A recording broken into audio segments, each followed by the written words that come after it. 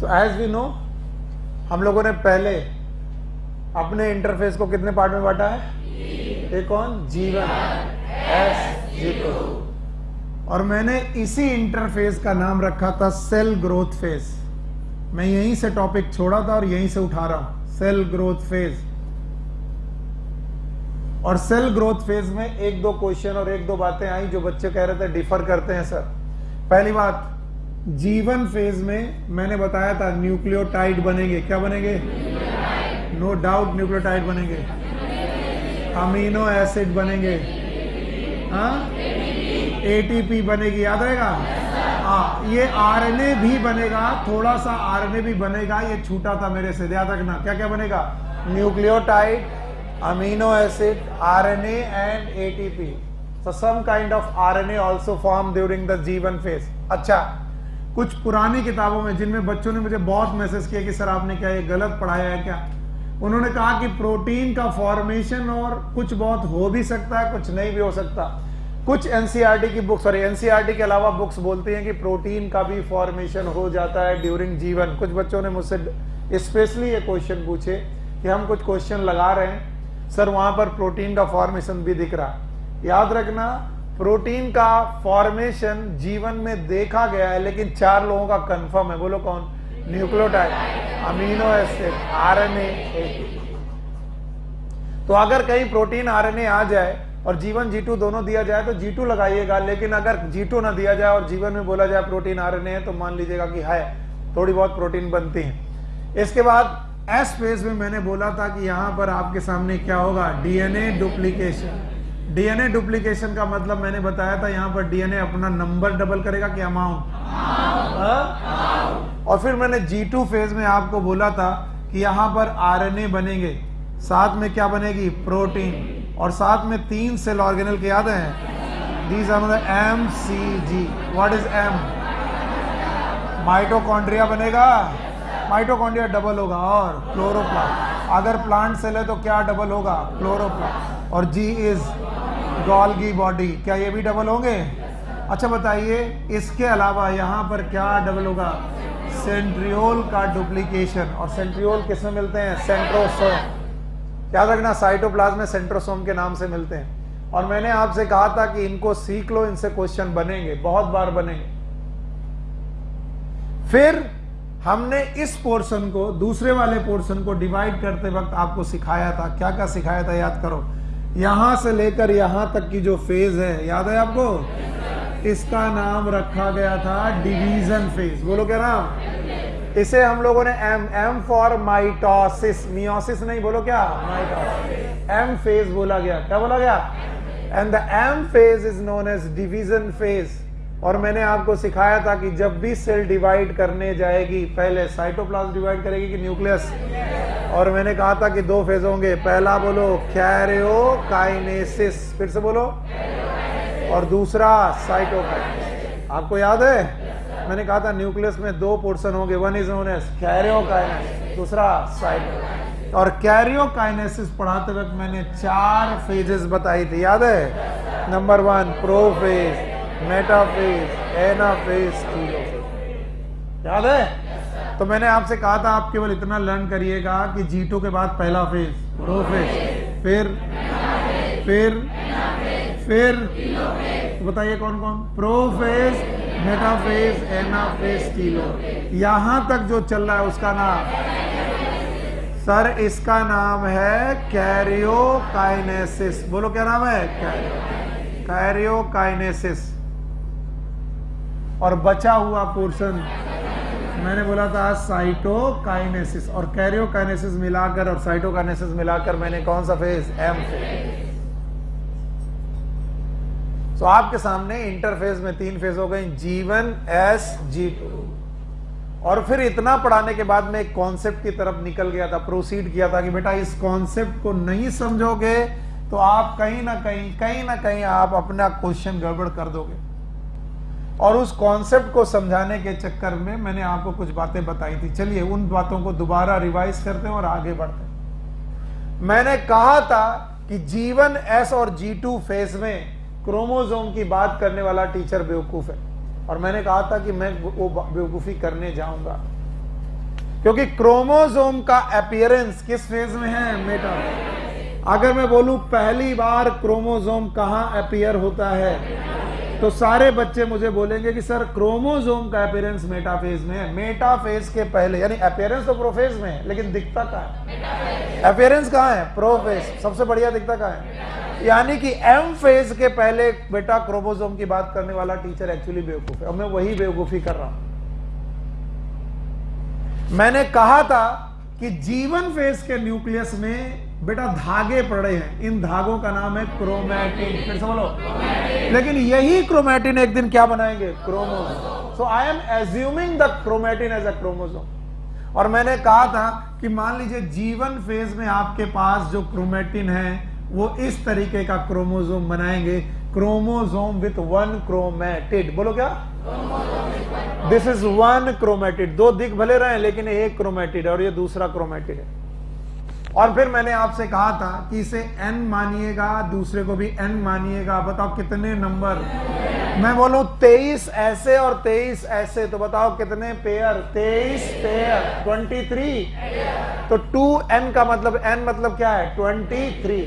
तो 23 ऐसे और 23 ऐसे पेयर में आए।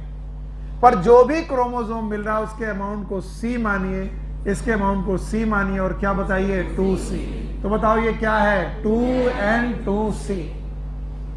It is the original content at the जीवन। और मैंने ये भी पिछली क्लासेस में सिखाया है कि अगर आप इतना सीख जाओ कि जीवन में आने वाली सेल अभी अभी ताजी सेल है, साइटोकाइनेसिस से तुरंत आई है, तो जीवन की सेल इज न्यू सेल। कैसी सेल है? और न्यू सेल के पास जो डीएनए कंटेंट है, जो भी डीएनए कंटेंट है, इट इज ओरिजिनल कंटेंट। ना हाफ है ना डबल है, इट इज ओरिजिनल कंटेंट।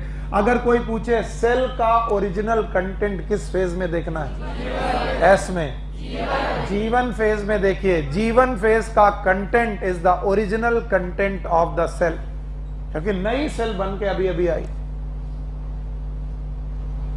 अब जीवन सेल में, जीवन फेज में आपके पास 2n और 2c सब्सटेंस था। अभी ये किस फेज से गुजरा? और एस फेज में आपने क्या किया? डीएनए का डुप्लीकेशन। तो मैंने कहा डीएनए का डुप्लीकेशन करते वक्त आपको ध्यान रखना पड़ेगा कि नंबर सेम रहने। याद रखना, मान लीजिए ये एक क्रोमैटिन वाला क्रोमोसोम था, अभी यहां पर डुप्लीकेशन हुआ तो अमाउंट डबल हो गया। अगर अमाउंट डबल हो गया तो बताइए नंबर भी डबल हो गया क्या? Yes sir. मैंने बताया था कि ऐसा नहीं है। मैंने ऑलमोस्ट अपने आप को कुछ बेटा रिप्रेजेंट किया था कि किस तरीके से आप कहानी बताओगे। मैंने कहा था अगर धोखे से मेरा एक हाथ और एक पैर हो जाए तो आप क्या मुझे मेरे राशन कार्ड में मेरी आधी यूनिट मानेंगे? क्या मुझे टिकट आधी खरीदनी पड़ेगी? एक टिकट, एक यूनिट, एक वोट डालने का तब भी मेरे पास हक है। तो मैं कितना यूनिट हूं? एक। लेकिन अगर मेरे पास 2 हाथ और 2 पैर हैं तो मैं अब भी यूनिट कितनी हुई? एक। लेकिन पहले वाले से अमाउंट डबल। तो जो क्रोमैटिड हुआ करता था वो एक था, अभी यहां पर कितने हैं? 2। एक क्रोमैटिड को मैंने सी माना था, तो इतने को मैंने सी माना, तो ये भी क्या होगा? और इसको माना सी, तो ये भी क्या होगा? पर ये एक क्रोमोसोम और ये एक क्रोमोसोम तो अभी भी 2n। फिर से बोलो। और ये सी सी सी, बोलो कितना? 4c। बताओ किसने 4c कर दिया? S phase. और ये एस फेज का 4c कहां पर बना रहेगा? G2। तो बताओ अगर G2 में आपको क्रोमोसोम पूछे जाएं, अभी भी आपके पास n और n कितने हैं? 2n। और बताइए कितना है? 4c। फिर कौन सी फेज आई? प्रोफेज। फिर से बोलो। यहां पर भी बेटा 2n4c। और मेटा फेज में जब पहली बार क्रोमोसोम अपीयर हुआ, जहां सुनील सर को क्रोमोसोम की ओरिजिनल बात करनी चाहिए, वो G1SG2 है कि मेटाफेज। और जिस समय मेटाफेज में क्रोमोसोम अपीयर हुआ, जिसे आप रियल क्रोमोसोम मानते हैं भाइयों बहनों, वो रियल एक्चुअल क्रोमोसोम है कि डबल अमाउंट? क्यों डबल अमाउंट का है? क्योंकि वो क्या पास करके आया है? एस। और जो बंदा एस फेज पास करके आया है, जो बंदा एस फेज पास करके आया है, उसने अपने डीएनए कंटेंट को क्या किया है? डबल। तो अगर ये डबल कर दिया है तो याद रखना यहां पर जो तुम्हें 2n और 4c मिल रहा है, याद रखना वहां पर क्रोमोसोम में, हर एक क्रोमोसोम में डीएनए का अमाउंट इक्वल है कि डबल है? डबल। और मैंने कहा था अभी यहीं तक का रखेंगे, जब तक कि मैं एनाफेज, टीलोफेज और साइटोकाइनेसिस आपको नहीं पढ़ा देता, तब तक आप यही मानेंगे कि सर क्या सेम रहना है? अरे सोने वालों जागो, क्या सेम रहना है? और क्या डबल हो जाना है? किस फेज के बाद? एस। कल को मैं इस तरीके से ना दूं और मैं क्वेश्चन यूं दे दूं कि यहां पर 2n और x अमाउंट है, नंबर कितना? अमाउंट। तो बताओ यहां क्या होगा? 2n 2x, यहां पर भी और यहां पर भी। सर मैं ऐसा नहीं देना चाहता हूं, मैं देना चाहता हूं यहां 2n और c है। बताओ 2n, यहां 2n, यहां 2n। कुछ लोग बोलते हैं पहले बताया था 2n 4c, अब बता रहा 2n 2c। दिमाग हिल गया इस टीचर का। अरे बेवकूफो, ये रटने की जरूरत नहीं है। देखना है जीवन। क्या देखना है? जीवन। और बाद में रिलेट करना है जीवन से बाकी स्टेज का नंबर सेम, अमाउंट। और भैया ये माइटोसिस है। कभी कोई पूछे कि सर नंबर कभी बदलेगा कि नहीं? नहीं। माइटोसिस में क्रोमोसोम का नंबर सेम, मदर और डॉटर सेल में क्रोमोसोम का नंबर। तो कोई पूछे कि अगर जीवन में 2n था तो टीलोफेज में बताओ? एक न्यूक्लियस में। कितने न्यूक्लियस में? एक न्यूक्लियस। अभी इन क्वेश्चन को आप सॉल्व करने लायक दिमाग नहीं पा पाए, और आज मैं ये चीजें तुमसे गलत करवा के सही करवाऊंगा। और जितने मैक्सिमम क्वेश्चन आपसे बन सकते हैं, अगर आपकी बुद्धि सही चल रही तो सही हो जाएगी, और नहीं तो बहुत मुश्किल आने वाला है। बताइए जीवन में डीएनए का कुछ हुआ था कि नहीं हुआ था? हुआ था। एस में डीएनए डबल हुआ, G2 में डीएनए का ना नंबर ना अमाउंट। तो कौन सी फेज के रेस्पेक्ट में देख रहे हो? एस फेज के रेस्पेक्ट में अगर तुमने एम फेज देखा तो बताओ क्रोमोसोम और नंबर सेम, और जीवन के केस में देखा तो number same, amount double. Question मैं तुमसे गलत करवाऊंगा, मैं जानता हूं कैसे।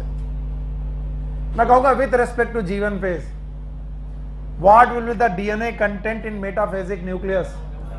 Number is same, amount is double. अब मैं क्वेश्चन को with respect to S phase, number is same, amount is same. बोलोगे सर पहले पढ़वाया था number is same amount is double, अब बोलो number is same amount is same, क्योंकि आप किसका रेस्पेक्ट ले रहे।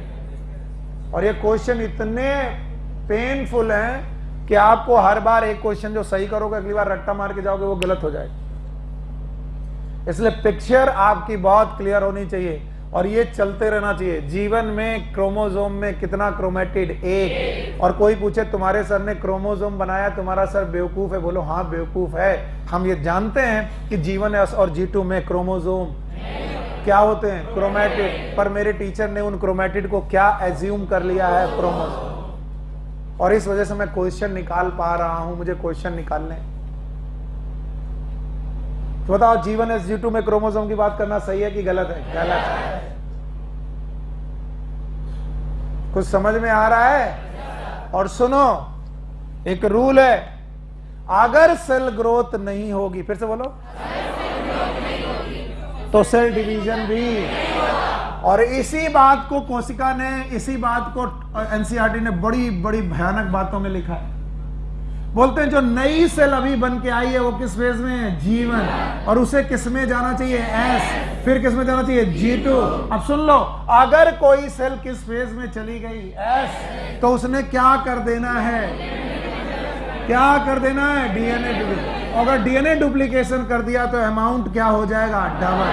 हाँ? और अगर अमाउंट डबल हो गया बच्चों तो याद रखना, it is a point of no return. अब आप कोशिका रिटर्न नहीं कर सकते। अब कोशिका को डिवाइड करना ही पड़ेगा। इस चीज को बार बार अपने मन में डालो कि अगर कोई कोशिका किस फेज में घुस गई है, एस फेज, तो उसने अपने डीएनए को अब डबल कर लिया है, तो उसे डिस्ट्रीब्यूट करना मजबूरी है। अगर कोई कोशिका एस फेज में गई है तो अब उसे डिवाइड करना उसकी मजबूरी है। It is a point of no return. और अगर आपको डिवाइड नहीं करना, क्या नहीं करना, तो आप किस फेज में मत जाओ, आप किस में बने रहो। बोलते हैं एनिमल सेल्स में कुछ सेल्स ऐसी हैं, एनिमल के केस में देयर आर सम सेल, ऐसी सेल्स हैं जो कभी भी एस फेज में जाती ही नहीं है। They never go into S phase. और अगर एस फेज में नहीं गई तो G2 में, और G2 में नहीं जाएंगी तो डिवाइड। तो याद रखना, there are some cells which never proceed to S phase and divide, they never divide, so they occasionally divide, या फिर they never divide, they exhibit no cell division. और ऐसी कोशिकाएं जिन्होंने कभी सेल डिवीजन एग्जिबिट ही नहीं करना है, वो किसमें पड़ी रहती हैं, जीवन। और जीवन में पड़ी पड़ी क्विसेंट हो जाती है, और उन्हें हम लोग G0 बोलते हैं। क्या बोलते हैं? G0 is nothing but it is जीवन, जो कभी प्रोसीड नहीं करेगी किसमें। और अगर ये एस में गई तो उसका नाम G0 नहीं होगा, जीवन। तो वो कोशिकाएं जिन्हें कभी डिवाइड नहीं करना, वो क्या किस फेज में नहीं जाएंगी, जीवन में रहेंगी। किस फेज में नहीं जाएंगे? और क्योंकि एस फेज में गए तो अब रिटर्न। तो बोलते हैं ऐसी कोशिकाएं हम बोलते हैं वो क्विसेंट स्टेज में चली गई हैं। और 2 साल क्वेश्चन आया इसका, 1 साल तो बहुत लोगों ने रट्टा मारा, बहुत लड़ाई लड़ी। एनसीईआरटी लगती है कि जीवन फेज की कोशिकाएं सेल साइकिल को एग्जिट कर जाती हैं, वो सेल साइकिल को एग्जिट कर जाती हैं, सेल साइकिल से बाहर निकल जाती हैं, दे एग्जिट द सेल साइकिल। और क्वेश्चन जब 2017 या 18 में आया तो दोनों ऑप्शन थे कि ये सेल साइकिल को एग्जिट करती हैं कि सस्पेंड करती हैं। एनसीईआरटी में लिखा एग्जिट और आंसर आया सस्पेंड। क्यों? क्योंकि हमने एग्जिट रट्टा मारा कि कोशिका जो G0 फेज में है वो किसमें नहीं जाएगी, एस, और एस फेज में नहीं गई तो डिवाइड। लेकिन एनसीईआरटी उसके नीचे 2 लाइनें लिखती हैं कि कभी कभी इन G0 कोशिकाओं को, ऐसी कोशिकाओं को रिक्वायरमेंट बेसिस पर, किस बेसिस पर, रिक्वायरमेंट बेसिस पर हम इन्हें इन्फ्लुएंस करते हैं, इन्हें इन्फ्लुएंस करके किस में भेजते हैं, एस फेज में। अगर एस फेज में गई तो क्या डिवाइड कर सकती हैं? अगर रिक्वायर हुआ तो ये भी डिवाइड कर सकती हैं। याद रखना, इसीलिए इस स्टेज को उन्होंने सस्पेंडेड स्टेट बोला। क्या बोला? जैसे नौकरी से सस्पेंड हो, इसका मतलब नौकरी से निकाल दिए गए नहीं, कभी भी वापस बुलाया जा सकता है। वैसे ही बोलते हैं जनरली ये कोशिकाएं डिवाइड नहीं करती, इसलिए इन्हें सस्पेंडेड फेज में माना चाहिए। और याद रखना, G0 कोशिकाओं में एग्जाम्पल है हार्ट सेल का, कार्डियक सेल्स जितनी भी हैं उनका, और नर्व सेल्स का, या फिर ब्रेन सेल्स का, नर्व सेल्स का, जो जनरली डिवाइड नहीं करती। मैं एक्चुअली ये एनसीईआरटी की लाइन जरूर पढ़ना चाहूंगा और मेरे साथ पढ़ो। मैं बहुत कम एनसीईआरटी पढ़ता हूं, लेकिन मेरे को पढ़ना मजबूरी है क्योंकि आप समझ नहीं पाओगे, इसलिए मेरा पढ़ना जरूरी है। Page number 164, everyone 164। अब मैं पहला पैराग्राफ पढ़ रहा हूं, जहां नहीं समझ में आएगा आप मेरे से बताएंगे। Some cell in the adult animal, पहली बात तो ये प्लांट की बात है कि animal, animal do not appear to exhibit cell division, जो कभी सेल डिवीजन एग्जिबिट नहीं कर रही हैं। एग्जाम्पल क्या लिखा है? हार्ट्स, यहीं पर नर्व भी लिख लीजिए। Nerve cell also do not appear to exhibit the cell division and many other cell divide only occasionally as needed to replace the cell that have been lost because of injury or cell death। कहते हैं कुछ और ऐसी कोशिकाएं मिलेंगी जो divide नहीं करती। कब तक डिवाइड नहीं करती? जब तक उन्हें रिपेयर ना करना हो। क्या ना करना हो? यानी पुरानी सेल टूट गई हो तो वहां पर खुद को ना पहुंचाना हो, तब तक वो डिवाइड नहीं करती। These cells do not divide further exit जीवन, क्या एग्जिट कर गई? जीवन, जीवन को एग्जिट कर गई। And phase to enter an inactive stage called as quiescent stage, also known as G0। आगे लिखा है of the cell cycle, cell in this stage remain metabolically active but no longer proliferate. What is proliferate? Divide। ये metabolically active रहती हैं लेकिन divide नहीं करती, unless call on to do so depending on the requirement of the organism। कब तक divide नहीं करती? जब तक requirement ना। कुछ सेल तो ऐसी हैं जो कभी डिवाइड नहीं करती, चाहे रिक्वायरमेंट हो चाहे ना हो। बोलो कौन? हाँ, नर्व सेल बहुत डिवाइड। एक बार नर्व कट गई, रिक्वायर होने पर भी नई नर्व, इसीलिए क्या हो जाती है? पैरालिसिस। क्या होती है? पैरालिसिस में ब्रेन ट्यूमर के दौरान एक नस कट गई, उस तरीके उस तरफ का अंग सारा बर्बाद। तो याद रखना, कई बार रिक्वायरमेंट के दौरान भी ये डिवाइड नहीं करती, और ऐसी सेल को बोला जाता है उन्होंने क्या एग्जिट कर दिया? जीवन। और जीवन एग्जिट कर दिया तो ये सेल साइकिल को एग्जिट कर दिया। एग्जिट किया कि सस्पेंड किया? क्यों? क्योंकि इनको दोबारा एस फेज में भेजा जा सकता है on the basis of requirement. पक्का? पर कुछ सेल हैं जो वाकई एग्जिट कर जाती हैं, जैसे कि मैं बोलूं दीज आर वेसल्स। क्या बोलो? क्या प्लांट में वेसल सुनी है? वो बताओ लिविंग है कि डेड है? डेड। तो जो डेड है वो डिवाइड नहीं है, तो ऐसी सेल को तो हम मानेंगे नहीं। अगर कोई लिविंग सेल पूछा जाए तो नर्व सेल है। कौन सी? और ये प्लांट है कि animal? Animal. Thank you very much. और मुझे बताइए कि बताओ अगर किसी ने जीवन छोड़ा और किस में पहुंच गई, तो एस फेज में अपने डीएनए का क्या कर दिया? Amount double. और अगर अमाउंट डबल कर दिया, it is a point of no return. अब आपको डिवाइड करना ही पड़ेगा। और अगर आप डिवाइड नहीं करना चाहते, चुपचाप कहां बने रहो। और अगर तुमने पूरी जिंदगी जीवन में गुजार दी और जिंदा भी हो और तुम आगे जा ही नहीं रहे हो, तो बताओ तुम डिवाइड कर रहे हो कि नहीं? और अगर नहीं डिवाइड कर रहे हो तो आप एक चुपचाप अवस्था में पड़े हो। दिस चुपचाप अवस्था इज नोन एज क्विसेंट। बोलो। और क्विसेंट स्टेज की सेल होती हैं, वो जीवन को एग्जिट करती हैं, लेकिन सेल साइकिल को सस्पेंड करती हैं, सेल साइकिल को एग्जिट नहीं करती। क्या वो सेल साइकिल को एग्जिट करती हैं? नहीं। तो उसमें कौन सा शब्द यूज होना चाहिए? सस्पेंड। और जीवन को वो क्या कर गई हैं? एग्जिट। एग्जिट करती हैं जीवन को, लेकिन अगर मैं रिक्वायरमेंट में बेसिस पर बोलूं तो क्या इन्हें वापस से रेप्लिकेट कराया जा सकता है? बहुत मुश्किल से, लेकिन कराया जा सकता है। हाँ, नींद आ रही है? ध्यान से देखो। पहला कौन? जीवन।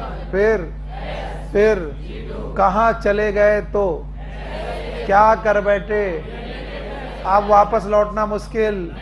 अब आपको पूरा चक्कर मार के आना पड़ेगा, और चक्कर में क्या मिलेगा? प्रोफेज, मेटाफेज, एनाफेज, टीलोफेज, यानी कि सेल डिवीजन मिलेगा? No sir. इसका मतलब अगर एस फेज गए तो सेल डिवीजन पक्का है। और अगर सेल डिवीजन से बचना चाहते हो तो किस फेज में ना जाओ? जीवन भर कहां बने रहो? हाँ, जीवन भर जीवन में बने रहने पर आप क्या हो गए? जीना। आपका एग्जिट हो गया।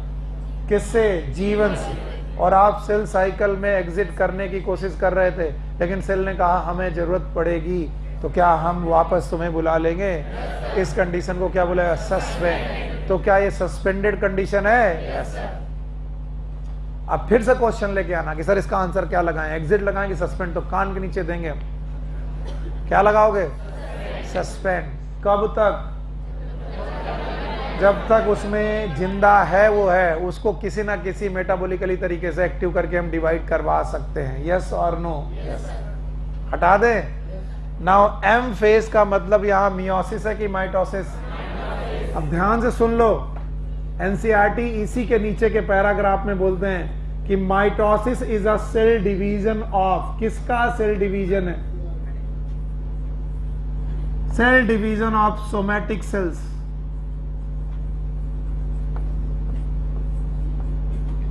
सोमैटिक सेल वो सेल होती हैं जो वेजिटेटिव ग्रोथ करती हैं,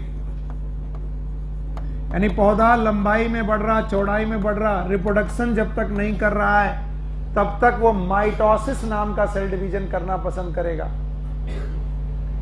और इन्होंने बोला है कि एक या दो एक्सेप्शन छोड़ दो, एनिमल के केस में जितनी डिप्लॉयड सेल हैं उनमें होने वाला division it is mitosis. Mitosis एक दो एक्सेप्शन के साथ एनिमल में केवल और केवल डिप्लॉयड सेल में होता है, हैप्लॉयड में नहीं होता। Only happen in diploid cell, not in haploid cell. But in plants, plant के केस में माइटोसिस डिप्लॉयड सेल में भी हो सकता है, हैप्लॉयड सेल में भी हो सकता है। Mitosis can happen in diploid cell as well as haploid cell, and it is depending upon the life cycle. ये लाइफ साइकिल पर निर्भर करता है कि प्लांट कैसी लाइफ साइकिल रखता है। और एज वी नो कि हमें लाइफ साइकिल प्लांट में 3 तरीके की आनी चाहिए। कितने तरीके याद है? एक कौन सी? हैप्लॉन्टिक। बोलो कौन? हैप्लॉन्टिक है। दूसरा डिप्लॉन्टिक। तीसरा हैप्लोडिप्लॉन्टिक। और मैंने बहुत डिटेल में पढ़ाया है हैप्लॉन्टिक, डिप्लॉन्टिक एंड हैप्लोडिप्लॉन्टिक। मैंने बोला था हैप्लॉन्टिक लाइफ साइकिल में गैमीट बनाते वक्त मियोसिस की माइटोसिस, माइटोसिस, बॉडी भी हैप्लॉइड और गैमीट भी हैप्लॉइड, मियोसिस की माइटोसिस क्योंकि क्रोमोसोम का नंबर सेम, यानी कि हैप्लॉइड सेल्स में भी माइटोसिस हो सकती है। ये बात एनिमल में ट्रू है कि प्लांट्स में?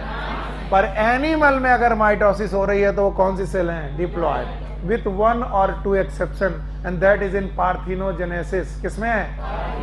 हाँ तेजी, व्हाट इज पार्थिनोजेनेसिस? नहीं पढ़ी? किसी को याद है? What is parthenogenesis? Male gamete की फीमेल गैमीट? फीमेल गैमीट बिना फर्टिलाइजेशन के ऑर्गेनिज्म बनाती है। देखो क्वेश्चन ये था, मैं बता दे रहा हूं, कुछ लोग घर जाकर के वापस सोचेंगे, 6 दिन बाद आएंगे, कहेंगे सुनील सर से दोबारा क्वेश्चन पूछा जाए, सुनील सर भटक गए। मैंने बोला था आपके पास हनी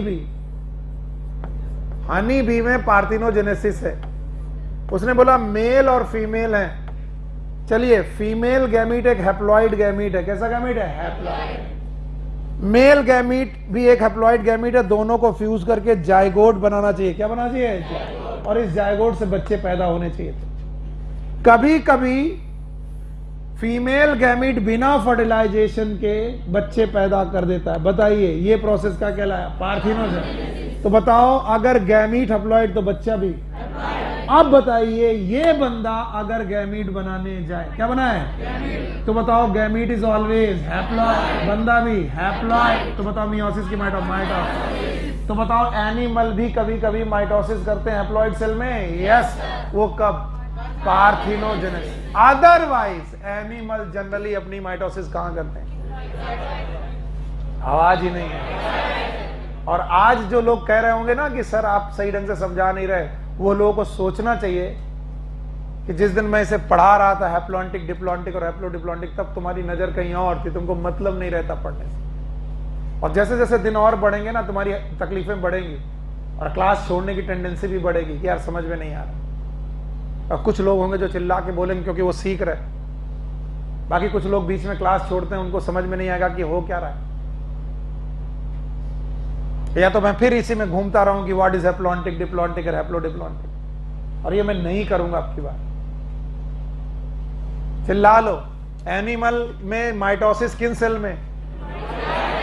प्लांट में, डिप्लॉइड में भी और हैप्लॉइड में, depending upon life cycle. Haplontic, diplontic, haplodiplontic. यहां पर माइटोसिस तो डिप्लॉइड में है। किसमें? डिप्लॉइड। और यहां पर हैप्लॉइड। हैप्लॉइड बंदा जब गैमीट बना रहा है तो खुद की body haploid, gamete is always haploid और क्रोमोसोम का नंबर सेम। मियोसिस की माइटोसिस, माइटोसिस। ये क्या है? एनिमल की प्लांट। तो प्लांट में माइटोसिस डिप्लॉइड सेल में भी और हैप्लॉइड सेल। लेकिन एनिमल में माइटोसिस जनरली जब तक कि क्या ना हो, फिर से बोलो, पार्थिनोजेनेसिस के दौरान फीमेल गैमीट जो कि कैसा था? हैप्लॉइड, वो बच्चा बनाता है। बता, विदाउट फर्टिलाइजेशन की विदाउट। और वो बच्चा हैप्लॉइड होगा कि डिप्लॉइड? और ये बच्चा जब गैमीट बनाने जा रहा होगा तो गैमीट इज ऑलवेज हैप्लॉइड, बच्चा इज, तो बताओ मियोसिस की माइटोसिस? माइटोसिस। तो एक या दो एक्सेप्शन है जिसमें एनिमल भी हैप्लॉइड सेल में गैमीट का मतलब गैमीट बनाते वक्त क्या करवाते हैं? माइटोसिस। अदरवाइज रट्टा मारो, एनिमल में mitosis is in diploid cell and in plant cell mitosis in diploid cell as well as haploid। जो पैराग्राफ मैंने पढ़ा उसके जस्ट नीचे वाले पैराग्राफ में बोल्ड बोल्ड तरीके से लिखा हुआ है, अच्छी तरीके से लिखा हुआ है, आप लोग सीख लीजिएगा, नहीं तो आप घर जाकर के नहीं समझ पाओगे। What is M phase? Meiosis की माइटोसिस? माइटोसिस। माइटोसिस कहां होती है? पता नहीं सर कहां होती है। एनिमल में हैप्लॉइड की डिप्लॉइड, और प्लांट में may be haploid may be diploid depending upon life cycle. और प्लांट में कितनी life cycle? 3। Number 1 haplontic, diplontic, haplontic. Haplontic है तो पता नहीं, हैप्लॉन्टिक है तो बॉडी हैप्लॉइड, गैमीट भी माइटोसिस। याद है? ऐसे चेहरे देख के मुझे घबराहट होती। 3 रूल लिखाए थे, सब कुछ छोड़ करके सुनो, फिर मैं सेल डिवीजन में घुसूंगा। पहला, ऑल गैमीट्स आर हैप्लॉइड। अब ये रोकना छोड़ना नहीं है, एकदम अलग पढ़ा रहा हूं, इसका कोई लेना देना नहीं। All gametes are zygote is diploid. और तीसरा, meiosis occur once in life cycle. Life cycle में मियोसिस कितनी बार? 1 बार। मुझे तो कभी कभी अपनी क्लासेस में बोल देना चाहिए कि जो शुरुआत से नहीं पढ़ेगा वो बीच में नहीं घुस पाएगा, और मैं घुसने भी नहीं देना चाहिए। फिर क्या होगा? क्लास खाली हो जाएगी, क्योंकि कभी ना कभी तुम गायब होगे, फिर कभी आओगे नहीं। ये रूल है, ऑल गैमीट्स आर। अब मान लो किसी पौधे की बॉडी ही हैप्लॉइड है, it is a body, it is haploid, जैसे एल्गी, फंजाई, ब्रायोफाइटा, हैप्लॉइड। याद है? बॉडी हैप्लॉइड है। अब बताओ गैमीट कैसा है? हैप्लॉइड अकॉर्डिंग टू रूप। तो गैमीट का क्रोमोसोम नंबर और बॉडी का chromosome number same chromosome number किसमें? माइटोसिस। तो बताओ क्या होगा? माइटोसिस। अब बताओ माइटोसिस हैप्लॉइड में हुई कि डिप्लॉइड में? हैप्लॉइड। सर अब थोड़ा थोड़ा आ रहा है, चेहरे बताते हैं कि थोड़ा थोड़ा आ रहा है। वैसे mitosis is the cell division of haploid cell की डिप्लॉइड सेल। कसम खाओ, it is a division of. Plant में भी डिप्लॉइड, एनिमल में भी डिप्लॉइड, कुछ प्लांट में हैप्लॉइड, पक्का। और एक आधा एक्सेप्शन एनिमल में भी है जिसमें क्या है? हैप्लॉइड, पक्का। थैंक यू वेरी मच, आपने अच्छे तरीके से समझा। अब मैं एम फेज को डिटेल में पढ़ाने जा रहा हूं। Today my class is for M phase,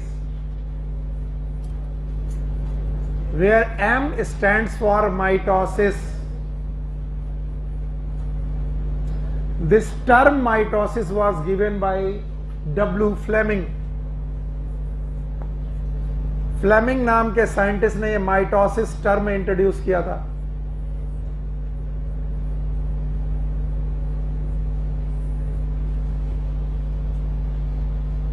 और याद रखना, माइटोसिस के दौरान उन्होंने प्रूव किया था कि मम्मा सेल में अगर क्रोमोसोम 2n है तो उससे बनने वाली डॉटर सेल में भी क्रोमोसोम का नंबर सेम होगा।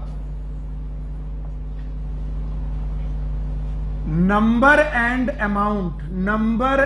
अमाउंट इक्वल रहेगा मां और बच्चे में, यानी मम्मा सेल और बच्चा सेल में नंबर एंड अमाउंट दोनों का दोनों सेम रहेगा।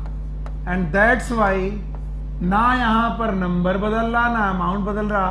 That's why mitosis is also known as equational division.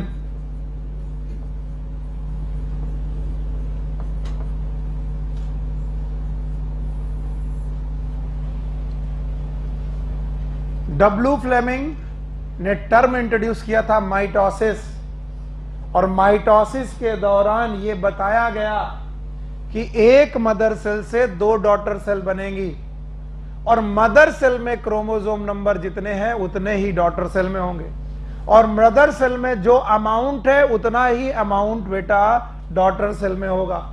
अगर मेरे बच्चे सही ढंग से तुम मुझे पढ़ रहे हो ना, तो तुम्हें मालूम है मैं यही 2 दिन से समझाने की कोशिश कर रहा हूं कि जब भी तुम G1 SG2 से गुजरोगे, G1 SG2 से गुजरोगे, तो 2n वाला बंदा हमेशा कैसा रहेगा? 2n, नंबर कभी चेंज।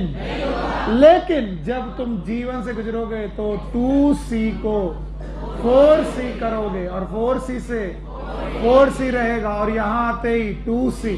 क्यों? क्योंकि कैरियोकाइनेसिस के दौरान तुम इसे 4C को आधा आधा बांट दोगे। तो मम्मा में कितना था? 2n 2C, तो बच्चे में भी कितना होगा? 2nCT। तो बताओ आपने क्या किया? नंबर तो सेम रखा पूरी साइकिल के दौरान, बट अमाउंट को बेटा 2C से क्या किया? 4C, और 4C से 2C इधर बांटा, 2C इधर बांटा। तो नो डाउट आपके बीच में 4C आया, लेकिन वो डिवीजन फेज था कि रेस्टिंग फेज? रेस्टिंग। कौन सा phase? S phase is a division phase और इंटरफेज? पता नहीं। तो अमाउंट इंटरफेज में बढ़ा, लेकिन एम फेज में फिर से बराबर। G1 में कितना था? 2C, S में 4C, टीलो फेज में फिर से 2C। तो मां और बच्चे में अमाउंट भी सेम, नंबर भी सेम। नहीं सर, एक बार और। हाँ, एक बार और। हम जानते हैं ना, हमको कौन तुमसे अच्छे तरीके से, तुमको और हमको एक दूसरे को बहुत अच्छी तरीके से जानते हैं। आधे बार तो समझ में आता, अच्छा कुछ बताया यार, अभी अल्लू निकल गया, अब बताओ, एक बार और बता दे। ये मदर सेल है, देखो इधर, मम्मा सेल, मदर सेल। इसको मैं बाद में प्रूफ करूंगा तुम्हारे साथ, अभी सीख लो। मदर सेल के पास 2n और 2C क्रोमोसोम थे, यानी नंबर में कितने? हाँ, और अमाउंट में? ये मदर सेल है, इनसे 2 बच्चे बने। नंबर हमने कभी भी कम नहीं करना, नंबर तो उतना ही रहना, ये बात मैं तुमको प्रूव कर दूंगा। तो नंबर तो सेम है, पर सर नंबर सेम है तो अमाउंट कैसे सेम रह गया? तो मैंने कहा इस कोशिका ने एक चालाकी की। क्या चालाकी की? कि हर एक क्रोमोसोम में N और C और C था। इसने पहले इस क्रोमोसोम को डबल किया। बताओ क्या किया? पता नहीं, डबल किया। तो किस में डबल किया? हाँ, अमाउंट में। N और N, बताओ ये 2n की 4n, 2n, लेकिन C बोलो बेटा 4। तो किस में डबल किया? अमाउंट। और फिर बेटा नंबर में तो इक्वल भेजा, पर अमाउंट में हाफ। किसके रेस्पेक्ट में? S phase. और जैसे ही भेजा तो बताओ, यहां 2n और 2C था, यहां पर भी 2n और 2C, यहां पर भी 2n और 2C। तो बताओ मां के रेस्पेक्ट में अमाउंट डबल हुआ था, लेकिन किस फेज में? S phase. डिवीजन में डबल, जो डबल हुआ था उसे आधा आधा बांट दिया गया। तो मां और बेटी को देखो, एस फेज को मत देखो, मां और बेटी को देखो, number same, amount, number, amount, लेकिन बीच में डबल तो हुआ था। वो कौन सी फेज थी? S phase. अगर वो डबल ना होता तो यहाँ इक्वल। बाप ने अगर 10 रुपए लिए थे और 10 बांटता तो 5 बांटता, 10 को उसने क्या किए? 20, और फिर क्या बटा? 10। तो बताओ ये डिवीजन में इसका नाम इक्वेशनल डिवीजन क्यों रखा गया? बोलो क्यों रखा गया? क्योंकि नहीं, इसका जवाब चाहिए मुझे, इक्वेशनल डिवीजन क्यों रखा गया? क्योंकि मां और मदर और डॉटर सेल में नंबर, अमाउंट। कुछ लोग ऐसा रट्टा मारते हैं कि नंबर सेम, अमाउंट हाफ। मैं जानता हूं बहुत लोग रट्टा मारते हैं, लेकिन वो किसके रेस्पेक्ट में? एस फेज के रेस्पेक्ट में नंबर, अमाउंट। और मैं एस फेज के रेस्पेक्ट में बता रहा हूं कि मां, हाँ, मदर सेल के रेस्पेक्ट में नंबर भी, अमाउंट भी same, and that's why it is equational. और ये इक्वेशनल शब्द मैंने दिया कि एनसीईआरटी? घूर घूर के देखो एनसीईआरटी में कहीं इक्वेशनल डिवीजन लिखा है क्या? लिखा है? तो इक्वेशनल डिवीजन क्या है? जब क्या सेम हो, पता नहीं, नंबर सेम, अमाउंट सेम, किसके बीच में? मदर सेल और पेरेंट सेल और डॉटर सेल में नंबर और अमाउंट सेम, तो वो तो इक्वेशनल। पर अगर मैं किस फेज की बात करूं, एस फेज, तो बताओ नंबर से अमाउंट, तो जो ये जवाब आता है नंबर से अमाउंट से। और इसीलिए जिन बच्चों को सेल साइकिल में G1 S G2 समझ में नहीं आया, वो इन क्वेश्चन से इतना भागते हैं, कहते हैं सर ये क्वेश्चन ना आए तो अच्छा है। इधर देखो, एक और ट्राई कर रहा हूं, इस वजह से ट्राई कर रहा हूं कि बेटा शायद तुम्हें समझ में आ जाए, शायद। और अगर आ गया तो फिर हम दोनों की विन पोजीशन है, हम दोनों लोग जीतेंगे ना। मुझे भागने का डर है कि जल्दी जल्दी समझा दो और भाग जाओ, ये तब करता जब मुझे ना आता। मैं अपनी डेट में कॉन्फिडेंट यहीं पर खड़ा हूं, तुमको जो पूछना है पूछो। ये बोलो कौन है? और ये और मैंने बोला था जीवन की सेल पुरानी सेल है कि नई सेल? अब मम्मी कसम है न्यू सेल है, और यही मां बनेगी और इसकी डॉटर सेल पैदा होगी। तो न्यू सेल का जो कंटेंट है इट इज डबल कंटेंट की ओरिजिनल। हाँ, तो मदर सेल का जो ओरिजिनल कंटेंट है, क्या मैंने आपको डिजाइन मतलब से डायग्राम से डिफाइन किया था? और मैंने बोला था हर क्रोमोसोम अगर होता तो, अगर क्या होता? N और N 2N, और क्रोमेटिड एक होती कि दो? एक। तो बताओ ये क्या होता? C। और ये तो बोलो क्या होता? 2C। एक क्रोमोसोम में कितनी क्रोमेटिड होती? एक। दो? बहुत घूसा मारूंगा मैं, इसका मतलब तुम्हें कुछ भी नहीं समझ में आ रहा है। एक क्रोमोसोम में एक क्रोमेटिड। सर ये एक हुआ, ये एक हुआ, तो दो है। ये दो नहीं है। कल को तुम बोले सुनील सर दो हाथ लिए घूम रहे इसलिए सुनील सर दो हैं, नहीं।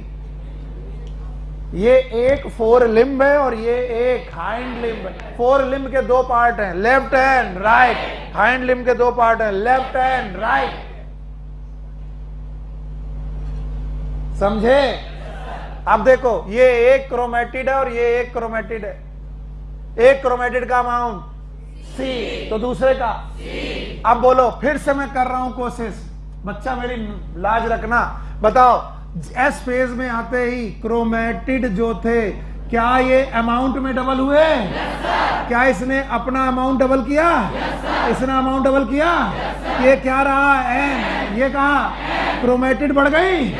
C। बोलो और तो बताओ कितना हुआ? 2N। बताओ ये मदर सेल है, लेकिन ये मदर सेल एस फेज की है। किसकी? एस। पर मुझे एस फेज से मतलब है कि ओरिजिनल, और original content is G1। Yes और नो?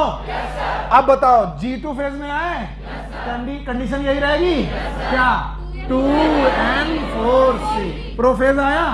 बोलो 2N4C। मेटाफेज आया? जिस क्रोमोसोम को तुम यहां देख रहे हो वो एक्चुअली अपीयर कहां हुआ? मेटाफेज। और मैंने बोला था क्रोमोसोम की बात एम फेज के पहले जो कर रहा वो टीचर बेवकूफ जैसे कि मैं, यहां पर क्रोमोसोम की बात करनी नहीं चाहिए। नहीं करता तो आपको समझ में नहीं आता। तो जो क्रोमोसोम तुम्हें एक्चुअली मेटाफेज में मिला है वो इक्वल मिला कि डबल? और अगर बुद्धि है, थोड़ा 11th में पढ़े हो, तो यही क्रोमोसोम बीच से तोड़ा जाएगा। यस और नो? और अगर तोड़ा जाएगा तो बताओ इन्हीं में से एक क्रोमोसोम, इसमें से इस एक क्रोमोसोम से दो क्रोमोसोम बनाए जाएंगे, और जो दो क्रोमोसोम बनाए जाएंगे वो किसके जैसे होंगे? जीवन। तो एक chromosome will bifurcated into 2 chromosome. ये अलग न्यूक्लियस है, अलग न्यूक्लियस है, अलग न्यूक्लियस है, अलग न्यूक्लियस, और ये एक न्यूक्लियस और ये एक न्यूक्लियस, क्योंकि ये पेयर में है। यस और नो? और इस तरीके से जो अमाउंट जाएगा, नंबर फिर से इसे क्या बोला जाएगा? N। इसको N, पर ये एक न्यूक्लियस में चला गया तो बोलो कितना हुआ? 2N। और ये कितना हुआ? 2C। और ये एक में गया तो 2N 2C। तो बताओ साइटोकाइनेसिस तक आते आते क्या हो जाएगा? 2N 2C। और मम्मा के पास कितना था? क्या यहाँ डॉटर सेल बनी? मम्मा सेल और डॉटर सेल में क्रोमोसोम का नंबर सेम अमाउंट, लेकिन एस फेज के रिस्पेक्ट में क्रोमोसोम का नंबर सेम अमाउंट नहीं आया। अभी 1 मिनट रुको, अपना ज्ञान अपने पास रखो, जब तक कि हम प्रोफेज, मेटाफेज, एनाफेज, टीलोफेज को समझा ना दें। अभी हम एक शॉर्ट में आपके दिमाग में कुछ डालने की कोशिश कर रहे हैं, क्योंकि मैं जब सीक्वेंस में पढ़ाऊंगा यहां 70% सो चुके होंगे, तुम जाग रहे हो, बाकी 70% सो चुके होंगे कि कर क्या रहा है। ये तो हम बचपन से देखते आए, कक्षा 11 में भी नहीं आया था, 12th में भी नहीं आया था, उसके बाद किसी ने पूछा था तब भी नहीं आया था, एग्जाम दिया तब भी नहीं आया था, लिख दिए थे। हम आपकी दिमाग की प्राइमिंग कर रहे हैं कि आपको कुछ समझना है। वो क्या समझना है कि तुम्हें डर लग रहा, अच्छा अभी तो 4C हो गया था, अभी 2C कैसे हो गया? आप पढ़ाओ अभी देखते हैं, फंसाएंगे इनको। हाँ प्लीज मुझे बताइए कि आपको क्यों नहीं आया, और मैं इसमें चाहे 2 दिन लग जाए मैं यहीं पर पढ़ाता रहूंगा। बताओ M का मतलब? हाँ, अब भैया कह रहे हैं M का मतलब mitosis, term given by Fleming, और बोला गया माइटोसिस की फेज में 2 फेज, पहली कैरियोकाइनेसिस, फिर से बोलो, और दूसरा साइटोकाइनेसिस। और जब तक समझ में नहीं आएगा मैं यहां से नहीं हटूंगा, आप चिंता मत करिए। पहली बोलो कैरियोकाइनेसिस, दूसरा बताओ। कैरियोकाइनेसिस को 4 फेज में बांटा था, याद होगा? बताओ यहां साइटोप्लाज्म का डिवीजन है कि न्यूक्लियस? पहला प्रोफेज, 12 बच्चे शाबाश, दूसरा मेटाफेज, वाह, और एनाफेज और टीलोफेज। और इस दौरान देखो, इतनी बार बताने के बाद भी लोगों को समझ में नहीं आ रहा हो क्या रहा। वो ये रहा बच्चा कि 1 न्यूक्लियस था, अब सेल में 2 न्यूक्लियस आ चुके हैं, और ये 2 न्यूक्लियस आते वक्त क्या क्या हुआ? Prophase, metaphase, anaphase. तो कैरियो की क्या हो गई? काइनेसिस। अब इसमें आएगी सेल प्लेट, बोलो क्या होगी? साइटो, बोलो क्या होगा? साइटोकाइनेसिस। सेल प्लेट का बनना इट इज साइटोकाइनेसिस। तो न्यूक्लियस के विभाजन में कितनी अवस्थाएं? 4 नहीं 2। एक कौन? कैरियो नहीं, आई एम सॉरी, सेल के विभाजन में कितनी अवस्थाएं? 2। एक कौन? कैरियोकाइनेसिस और साइटोकाइनेसिस। और जिसने बोला 4 वो एकदम सही था। बताओ न्यूक्लियस के विभाजन में कितनी अवस्थाएं? 4। Prophase, metaphase, anaphase. तो जिसने भी 4 बोला था मेरे से गलती हुई, वो सही है। बताओ न्यूक्लियस के विभाजन में कितनी? 4। पहला कौन? Prophase, metaphase, anaphase. और सर ये सब कैसे चालू होता है, जरा इसे डिफाइन करेंगे? बिल्कुल डिफाइन करूंगा, ध्यान से देखिए एक बार फिर से। बच्चा मेरे फिर से बताओ, G1 SG2 के बाद कौन सा आएगा? तो प्रोफेज किसके बाद आया? और G2 तक फेज कैसी है? हाँ? और इंटरफेज में क्रोमोसोम है? मैं नहीं पढ़ा है इंटरफेज में क्रोमोसोम? धागे हैं, धागों का नाम क्रोमैटिन। बोलो क्या नाम? क्रोमैटिन। तो बताओ क्रोमोसोम कहां पर नहीं है? G1 SG2 chromosome. पहली बार क्रोमोसोम अपीयर कहां होंगे? प्रोफेज। पक्का? आइए, प्रोफेज के पहले हैं धागे। G2 में क्या है? S में क्या है? G1 में क्या है? किसके धागे? हाँ, क्रोमैटिन। और ये किसके बने हैं? DNA। किसके? Thank you very much. Now the prophase in detail. अब मैं कोशिश कर रहा हूं कि प्रोफेज तुम्हें सीखने में आ जाए। यहां पर प्रो का मतलब होता है फर्स्ट, फेज का मतलब stage. It is known as first stage of nucleus division, and this stage is marked by, कैसे मालूम चलेगा कि यह शुरुआत हो चुकी है? It is marked bye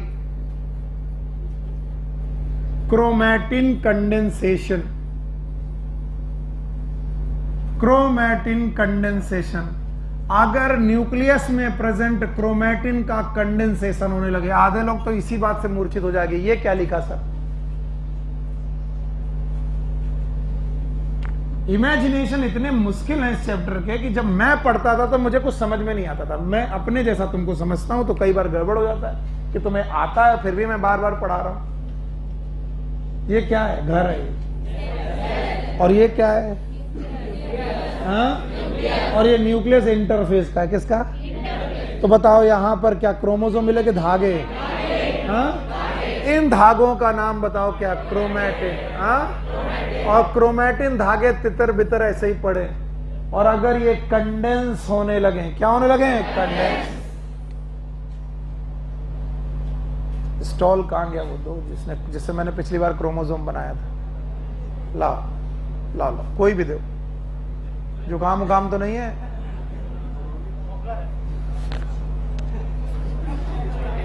sanitiser लाओ।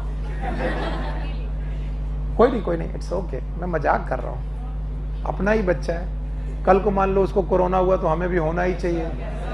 परिवार का कैसे मजा आएगा, लड़के को बाप को ना हो। ये एक धागा है, क्या है भाई मेरे? ओ भैया इधर देखो, माना इधर नजर टिक नहीं पाएगी बदसूरती की वजह से, और देखो इधर ही, उधर का देख रहे हो? फिर लो। तुम्हारा नाम क्या है? तुम बैग वैग टांगे बैठे हो खंबे के पास। हाँ, तेज बोलो।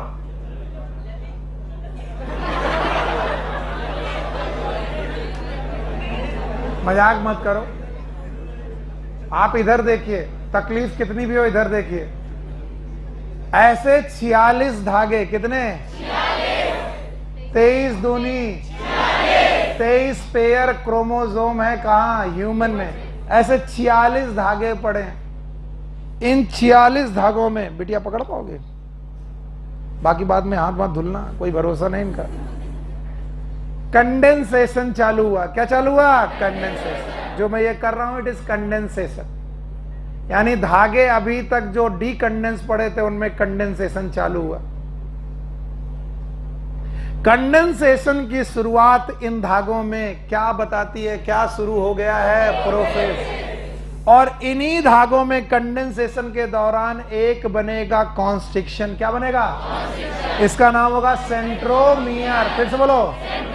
और इन्हीं सेंट्रोमियर में ये बेटा कंडेंसेशन जारी रहेगा और बनेगा क्रोमोसोम। क्या बनेगा? क्रोमोसोम। तो वो क्रोमैटिन एक दिन क्या बनाएगा? क्रोमोसोम। पर नॉर्मली की कंडेंसेशन तो ज्यादातर टीचर लिख देते हैं कि बच्चों को कंडेंसेशन तो मालूम ही होगा। पहली अवस्था में बच्चे घबरा जाते, कंडेंसेशन क्या होता है। तो 46 धागे पड़े हुए थे तुम्हारे न्यूक्लियस में, G1 में, S में और G2, और उनमें क्या चालू हुआ? कंडेंसेशन। और इन कंडेंसेशन की शुरुआत, इस कंडेंसेशन होने की शुरुआत क्या बताती है? क्या चालू हो गया? प्रोफेज। तो याद रखना, जैसे ही कंडेंसेशन शुरू हुआ, आप प्लीज इसे समझ लेना, बार बार नहीं बता पाऊंगा। जैसे ही कंडेंसेशन शुरू हुआ, प्रोफेज शुरू हो गया, और क्या और दिखने लगा? सर, न्यूक्लियर मेम्ब्रेन धीरे धीरे धीरे धीरे खत्म होने लगी। देखना अंतर, मैं चारों, ये सब प्रोफेज ही हैं, एवरीवन इज प्रोफेज। यहां पर ये G2 फेज की कोशिका थी, G1 S G2। G2 से किधर जा रहे? प्रोफेज। प्रोफेज फेज में जाते ही क्या होने लगा? क्रोमैटिन का कंडेंसेशन होने लगा, कुछ क्रोमोसोम जैसा स्ट्रक्चर पैदा होने लगा। हो गया कि होने लगा? तो कंडेंसेशन ऑफ क्रोमैटिन, इससे प्रोफेज मार्क हो जाती है कि भाई चालू हो गया। क्या चालू हो गया? प्रोफेज। और क्या गायब होने लगा? तो डिसअपियरेंस ऑफ न्यूक्लियस अपीयरेंस और nuclear membrane, disappearance of nuclear membrane अभी पूरी डिसअपियर नहीं हुई है, लेकिन न्यूक्लियर मेम्ब्रेन धीरे धीरे डिसअपियर होने लगी। और भाइयों बहनों, इस न्यूक्लियस के पास पाए जाते थे सेंट्रोसोम। याद करो, क्या थे? भूल गए। सेंट्रोसोम मेम्ब्रेनस की नॉन मेम्ब्रेनस? भूल गए। पिछले पढ़ाया सेंट्रोसोम। बताओ, परपेंडिकुलर थे दो सेंट्रियोल थे। सेंट्रियोल बेटा ग्रुप में रहते थे। इन सेंट्रियोल के ग्रुप का नाम सेंट्रोसोम। सेंट्रोसोम डुप्लीकेट कहां हुआ था? S phase. भूल गए? पक्का? और ये सेंट्रोसोम अपने अपने पोल की तरफ जाने लगे। ये पोल की तरफ जाने लगे, एक सेंट्रोसोम इधर पोल पे और एक सेंट्रोसोम इधर पोल पे। और इन्होंने माइक्रोट्यूब्यूल बनाना चालू किया। क्या बनाना चालू किया? माइक्रो।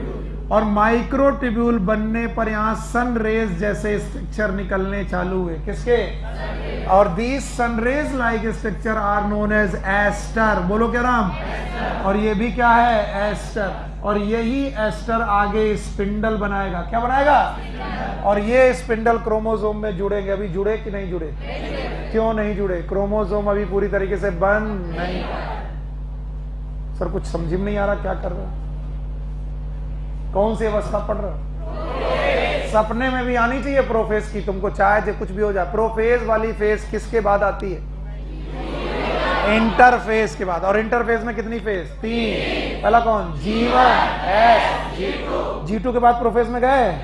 कैसे पता चलेगा प्रोफेज चालू हो गई?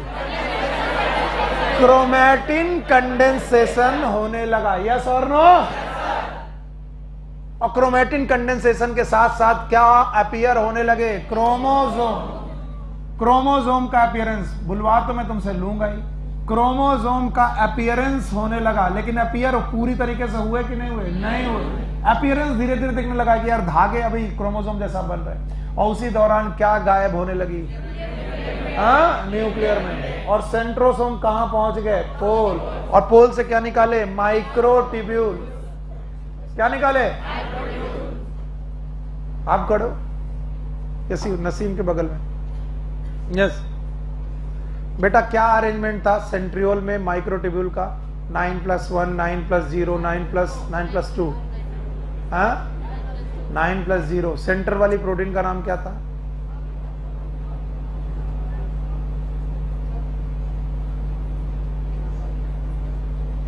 और जो पेरीफेरल माइक्रोट्यूब्यूल थे वो कितने थे? डबलेट थे, सिंगलेट थे? आप समझिए, बैठो शाबाश। आप समझिए टीचर को पढ़ाना कितना मुश्किल है। तो टीचर ये एक्सपेक्ट करता है कि तुमको जो पीछे पढ़ाया गया तुम यहां पर रिवाइज करके दो। और आज मैं पूछ रहा हूं सेंट्रियोल पढ़े थे? तो बोले हाँ पढ़े थे। और क्या पढ़ा था सर पता नहीं। हमने पढ़ाया था कि ट्रिपलेट थे माइक्रोट्यूब्यूल के। कितने? ट्रिपलेट। एसी बॉन्ड थे, याद है? बीच में हब थी और हब से रेडियल स्पोक थे। कार्ट व्हील अपीयरेंस सेंट्रियोल का था। और वो माइक्रोट्यूब्यूल के बने थे। किसके? उन्हीं माइक्रोट्यूब्यूल से फाइबर बाहर आने लगे सन रेज की तरह। रेज का मतलब एस्टर। बोलो क्या नाम? एस्टर। सनफ्लावर की फैमिली का नाम एस्टरेसी। बोलो एस्टरेसी। इसीलिए नहीं, सन रेज को एस्टर बोलते हैं। तो सन रेज जैसा यहां से माइक्रोट्यूब्यूल निकलने लगे। इन्हीं को बोलते हैं स्पिंडल फाइबर। बोलो। लेकिन बने नहीं है, क्योंकि इन्हें जुड़ना कहां है? क्रोमोसोम में। कहां पर? और क्रोमोसोम में जुड़ा पर बेटा एस्टर बनने लगे। क्या बनने लगे? एस्टर। क्यों एस्टर बनने लगे? क्योंकि माइक्रोट्यूब्यूल निकलने लगे। जुड़े नहीं है लेकिन निकलने लगे। इनका नाम एस्टर। और इस एस्टर के साथ हमको दोनों तरफ माइटोसिस के स्पिंडल दिखने लगे। और इन्हीं को बोलते हैं माइटोटिक अपैरेटस। बोलो क्या नाम? तो बताओ क्या पैदा होने लगा? Mitotic apparatus. छोटी मोटे काम नहीं है, ये सारे क्वेश्चन पूछे जाएंगे। तो याद रखना, न्यूक्लियस में जो न्यूक्लियोलस था, क्या डिसएपियर हो गया। न्यूक्लियोलस डिसएपियर होने लगा। अब पूछेंगे ये कब पढ़ाया था? पढ़ाया था। न्यूक्लियोलस डिसएपियर हो गया। याद रखना, यहां से डिसएपियर होने लगे ER। What is ER? Golgi body. क्या बड़ा? ये भी डिसएपियर होने लगे, यानी ज्यादातर सेल ऑर्गेनल डिसएपियर होने लगे। ये है प्रोफेज। सर बता तो ना पाएंगे क्या क्या हो रहा।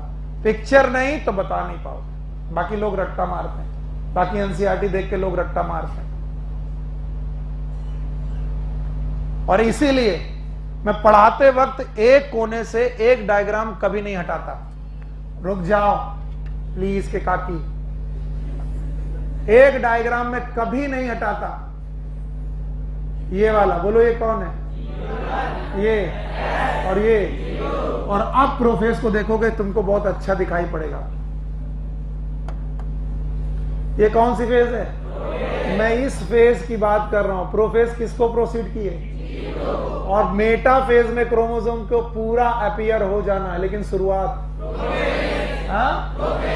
अब देखना कितने लोग हैं जो प्रोफेज की कहानी लिख पाएंगे। लिखोगे? मैं पूछूंगा कि प्रोफेज शुरू हो गई, पता कैसे चलेगा? अगर विजन है तो तुमको सही बताओ कैसे गलत? Yes, it is mark by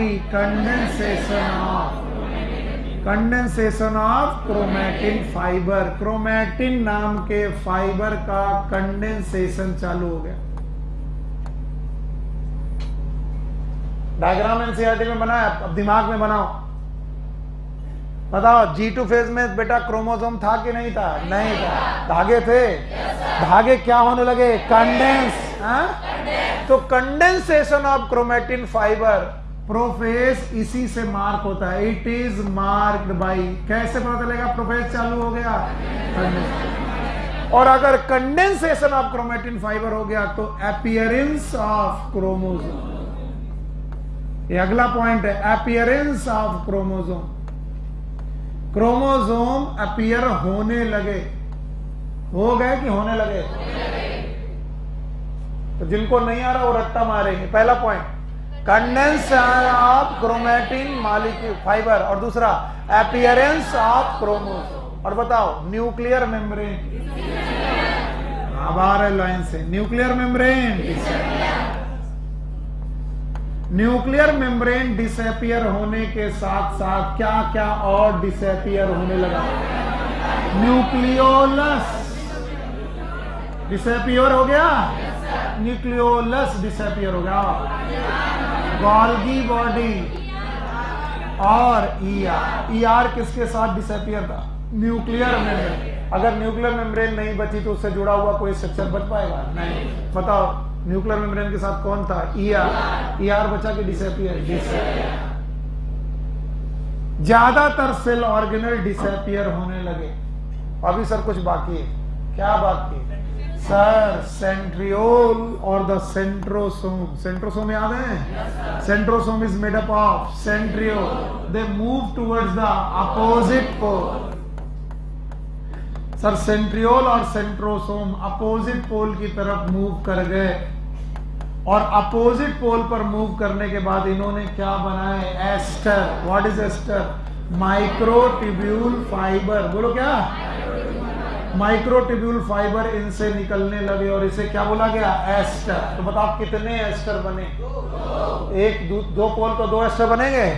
so 2 aster with spindle fibre. Spindle fibre के साथ ये जो 2 एस्टर हैं, इनको मिलाकर क्या बोला गया? Mitotic spindle. बोलो क्या बोला गया? Sorry, mitotic apparatus. Please underline in NCERT. अच्छा बच्चा वो जो एनसीईआरटी में इसे ढूंढकर अंडरलाइन कर ले।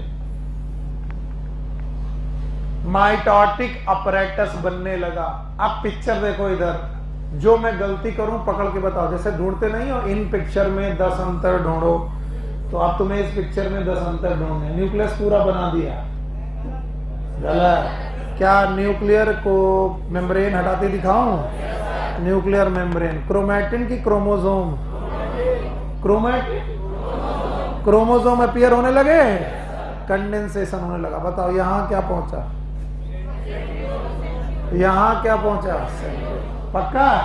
अब इन सेंट्रियोल से क्या बनाए? पता नहीं। एस्टर बनाए, सनरेज बनाए कि ना बनाए? सनरेज लाइक स्ट्रक्चर बनाए, एस्टर। और बताइए, इस तरीके का अगर कहीं दिख जाए तो आपके हिसाब से वो क्या है? अब इस पिक्चर को दिमाग में बसा लो।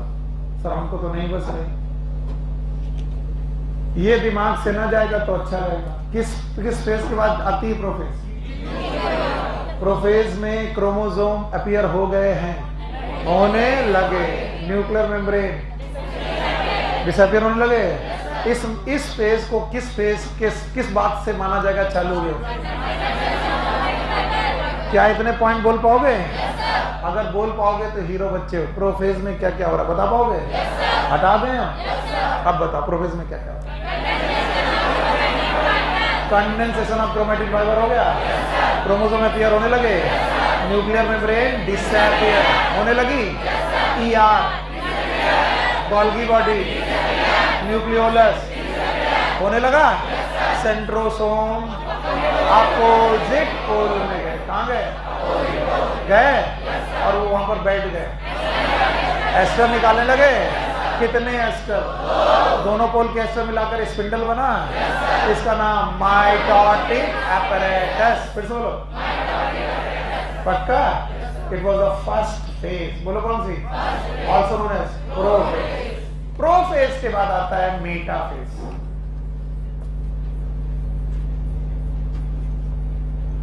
याद रखना, मेटाफेज इज मार्क्ड बाई, हर फेज को मार्क किया जाता है, marked by complete disappearance of nuclear membrane.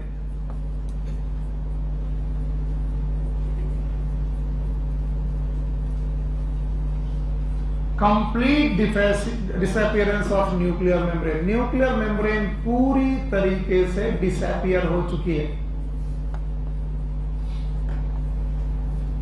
तो अगर कभी कोई टीचर ऐसे बना दे कि ये मेटाफेज चल रही, बताओ सही है कि गलत? क्योंकि मेटाफेज शुरू ही तब मानी जाएगी जब क्या डिसअपियर हो जाएगी न्यूक्लियर। एंड इस पॉइंट को एनसीईआरटी में ढूंढो और अंडरलाइन करो। सुनील सर नहीं, मेटाफेज कैसे मार्क होती है? Complete disappearance of nuclear membrane. और अगर इसे ढूंढ लिया तो तुम हीरो बच्चे। क्यों हीरो? तुम देखो, तुम्हें अब एक नई बात पता चलेगी कि जो भी न्यूक्लियस का सब्सटेंस था वो कहां पड़ा गया? साइटोप्लाज्म। अब कोई न्यूक्लियस की बात नहीं करेगा, क्या करेगा? साइटोप्लाज्म। और तुम्हें मालूम था कि कंडेंसेशन चल रहा था किसका? तो याद रखना, chromosome they are spread into cytoplasm. Chromosome पूरे साइटोप्लाज्म में स्प्रेड होने लगे। कोई पूछे वाई पूरे साइटोप्लाज्म में? क्योंकि उनकी न्यूक्लियर मेम्ब्रेन बची की डिसअपियर। तो जो न्यूक्लियस के अंदर का मटेरियल था वो बचा की फैल गया।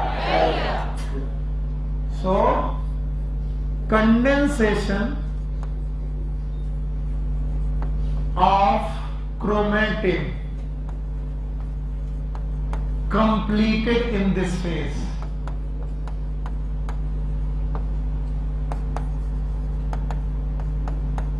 इस फेज में क्रोमैटिन का कंडेंसेशन कंप्लीट हो गया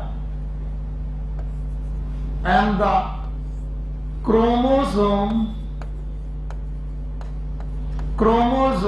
appears in best morphology। सबसे बढ़िया मॉर्फोलॉजी में क्रोमोसोम यहीं पर अपीयर हुए। और बोलते हैं कि अगर आप क्रोमोसोम की साइज देखना चाहते हैं, मॉर्फोलॉजी देखना चाहते हैं, उनकी थिकनेस देखना चाहते हैं, तो this is the best stage. Best stage है, it is metaphase.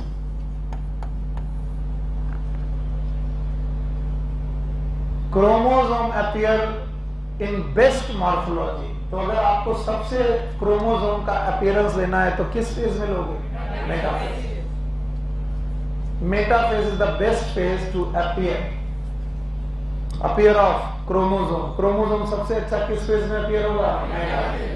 Condensation complete हो चुका है। क्रोमैटिन का जो कंडेंसेशन था वो रहा कि चलता रहा? कंप्लीट होगा। अब फर्दर कंडेंसेशन नहीं होगा। आगे सुनो, आपको याद होंगे एस्टर बने थे, भूल गया? याद है? यस, एस्टर जो थे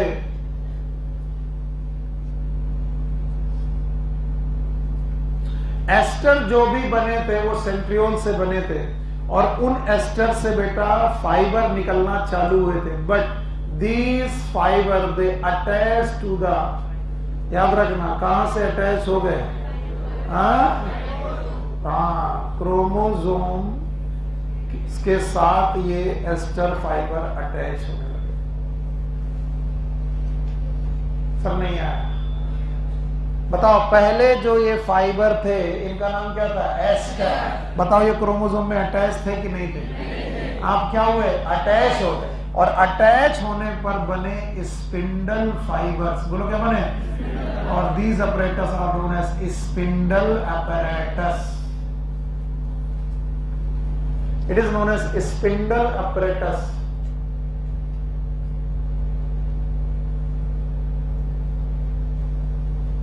अंतर क्या है? स्पिंडल फाइबर बने कहां थे और क्रोमोसोम से अटैच कहां हुए? मेटाफेज।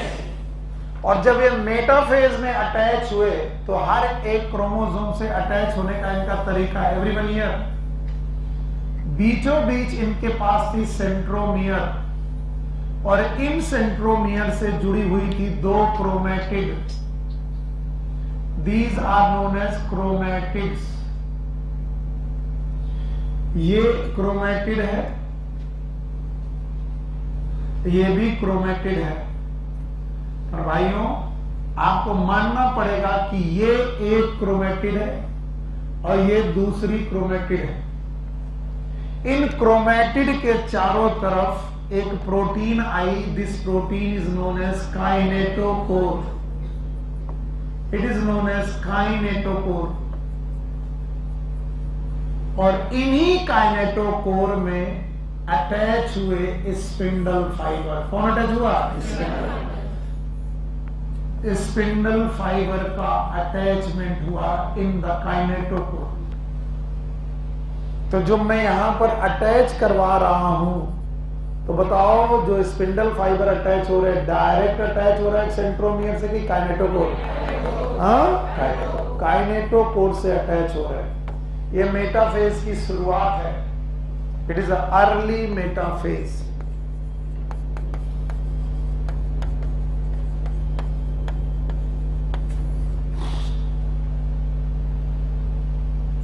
हाँ, नींद आने लगी। मैंने पहले कहा था नींद आएगी, इसीलिए तुमको कहा था कि सीखो। प्रोफेज में क्रोमोसोम अपीयर हुए, कंडेंसेशन चलता रहा। कहां पर? प्रोफेज। ये कंडेंसेशन कहां खत्म हुआ? प्रोफेज की मेटाफेज। क्या अपीयर हो गए? क्रोमोसोम बेस्ट मॉर्फोलॉजी में अपीयर हो गए। बेस्ट मॉर्फोलॉजी में अपीयर होने के बाद ये सारे के सारे साइज में, मॉर्फोलॉजी में देखने में सबसे अच्छे। अगर तुम्हें क्रोमोसोम की मॉर्फोलॉजी चेक करनी है तो किस फेज में जाओ? प्रोफेज की मेटाफेज?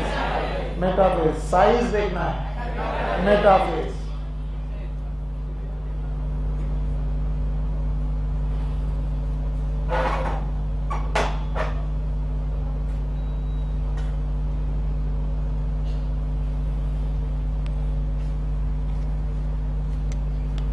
अब बताओ क्रोमोसोम खाली अपीयर हुआ कि उसके साथ कुछ और भी हुआ? क्या हुआ? क्या माइटोटिक स्पिंडल अपरेटस बन चुके थे और किससे अटैच नहीं हुए थे? क्रोमोसोम। तो क्या अब अरेंज होने लगे? अटैच होते वक्त वो क्रोमोसोम में सेंट्रोमियर से अटैच होगी, काइनेटोकोर से अटैच होने लगे। काश ये सीख पाओ, काश। जब वो अटैच होने लगे तो इस अटैचमेंट के दौरान उनकी स्प्रेडिंग खत्म की गई। अभी तक ये स्प्रेड थे कहां? साइटोप्लाज्म में स्प्रेड थे और उनकी स्प्रेडिंग खत्म करके उन्हें सेंटर में लाया गया। खींच के उन्हें सेंटर पे लाया गया और सारे क्रोमोसोम सेंटर पे आ गए।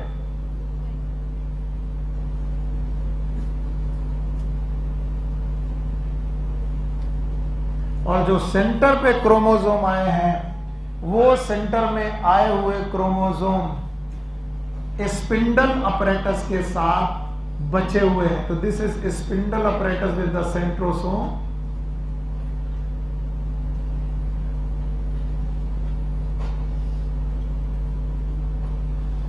एंड इस तरीके से क्रोमोसोम एक सेंटर पोजीशन पे आए और इस सेंटर पोजीशन पे आने पर क्रोमोसोम के इस अलाइनमेंट को रखा गया मेटाफेजिक प्लेट। इसे बोला गया मेटाफेजिक प्लेट। और बोला क्या, क्रोमोसोम पूरी कोशिका में स्प्रेड होने की बजाय एक प्लेट में आकर के अरेंज हो गए, and this plate is nothing but metaphasic plate. और ये स्प्रेडिंग खत्म किसने की, इनका धन्यवाद करो, बोलो कौन, स्पिंडल अपरेटस। कि इधर उधर फैले हो सब लोग साथ में आओ, किसने पकड़ के किया, स्पिंडल अपरेटस। तो काश कि तुम शुरुआत से देख पाते, धागे दिखे, धागे धागे धीरे कंडेंसेशन होने लगे, दिखा क्या बनने लगा, क्रोमोसोम। क्या बनने लगा, क्रोमोसोम। बनते बनते अचानक न्यूक्लियस गायब, जो न्यूक्लियस का मटेरियल था वो न्यूक्लियस में आके साइटोप्लाज्म फैल गया, फैल गया। तभी वो धागे जो कहां से थे, एस्टर से, कहां से, एस्टर से निकले, और उन सारे फैलते हुए क्रोमोसोम में अटैच हो गए। कहां अटैच हुए, काइनेटो, और उनको पकड़ के लाए, कहां पर लाए, सेंटर में। और इस प्लेट का नाम मेटाफेजिक प्लेट।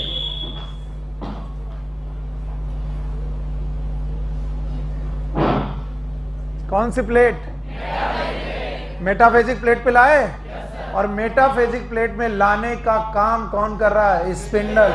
तो स्पिंडल एस्टर फॉर्मेशन शुरू कहां हुआ था, हाँ?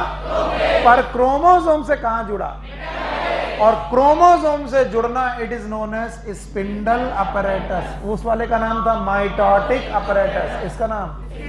तो स्पिंडल अपरेटस बन करके क्रोमोसोम के साथ अटैच हो गए। कौन सी फेज, मेटाफेज। अब दोनों फेज को अलग अलग पूछूंगा, बताइए कैसे पता चलेगा प्रोफेज चालू, किसका, कंडेंसेशन, हाँ?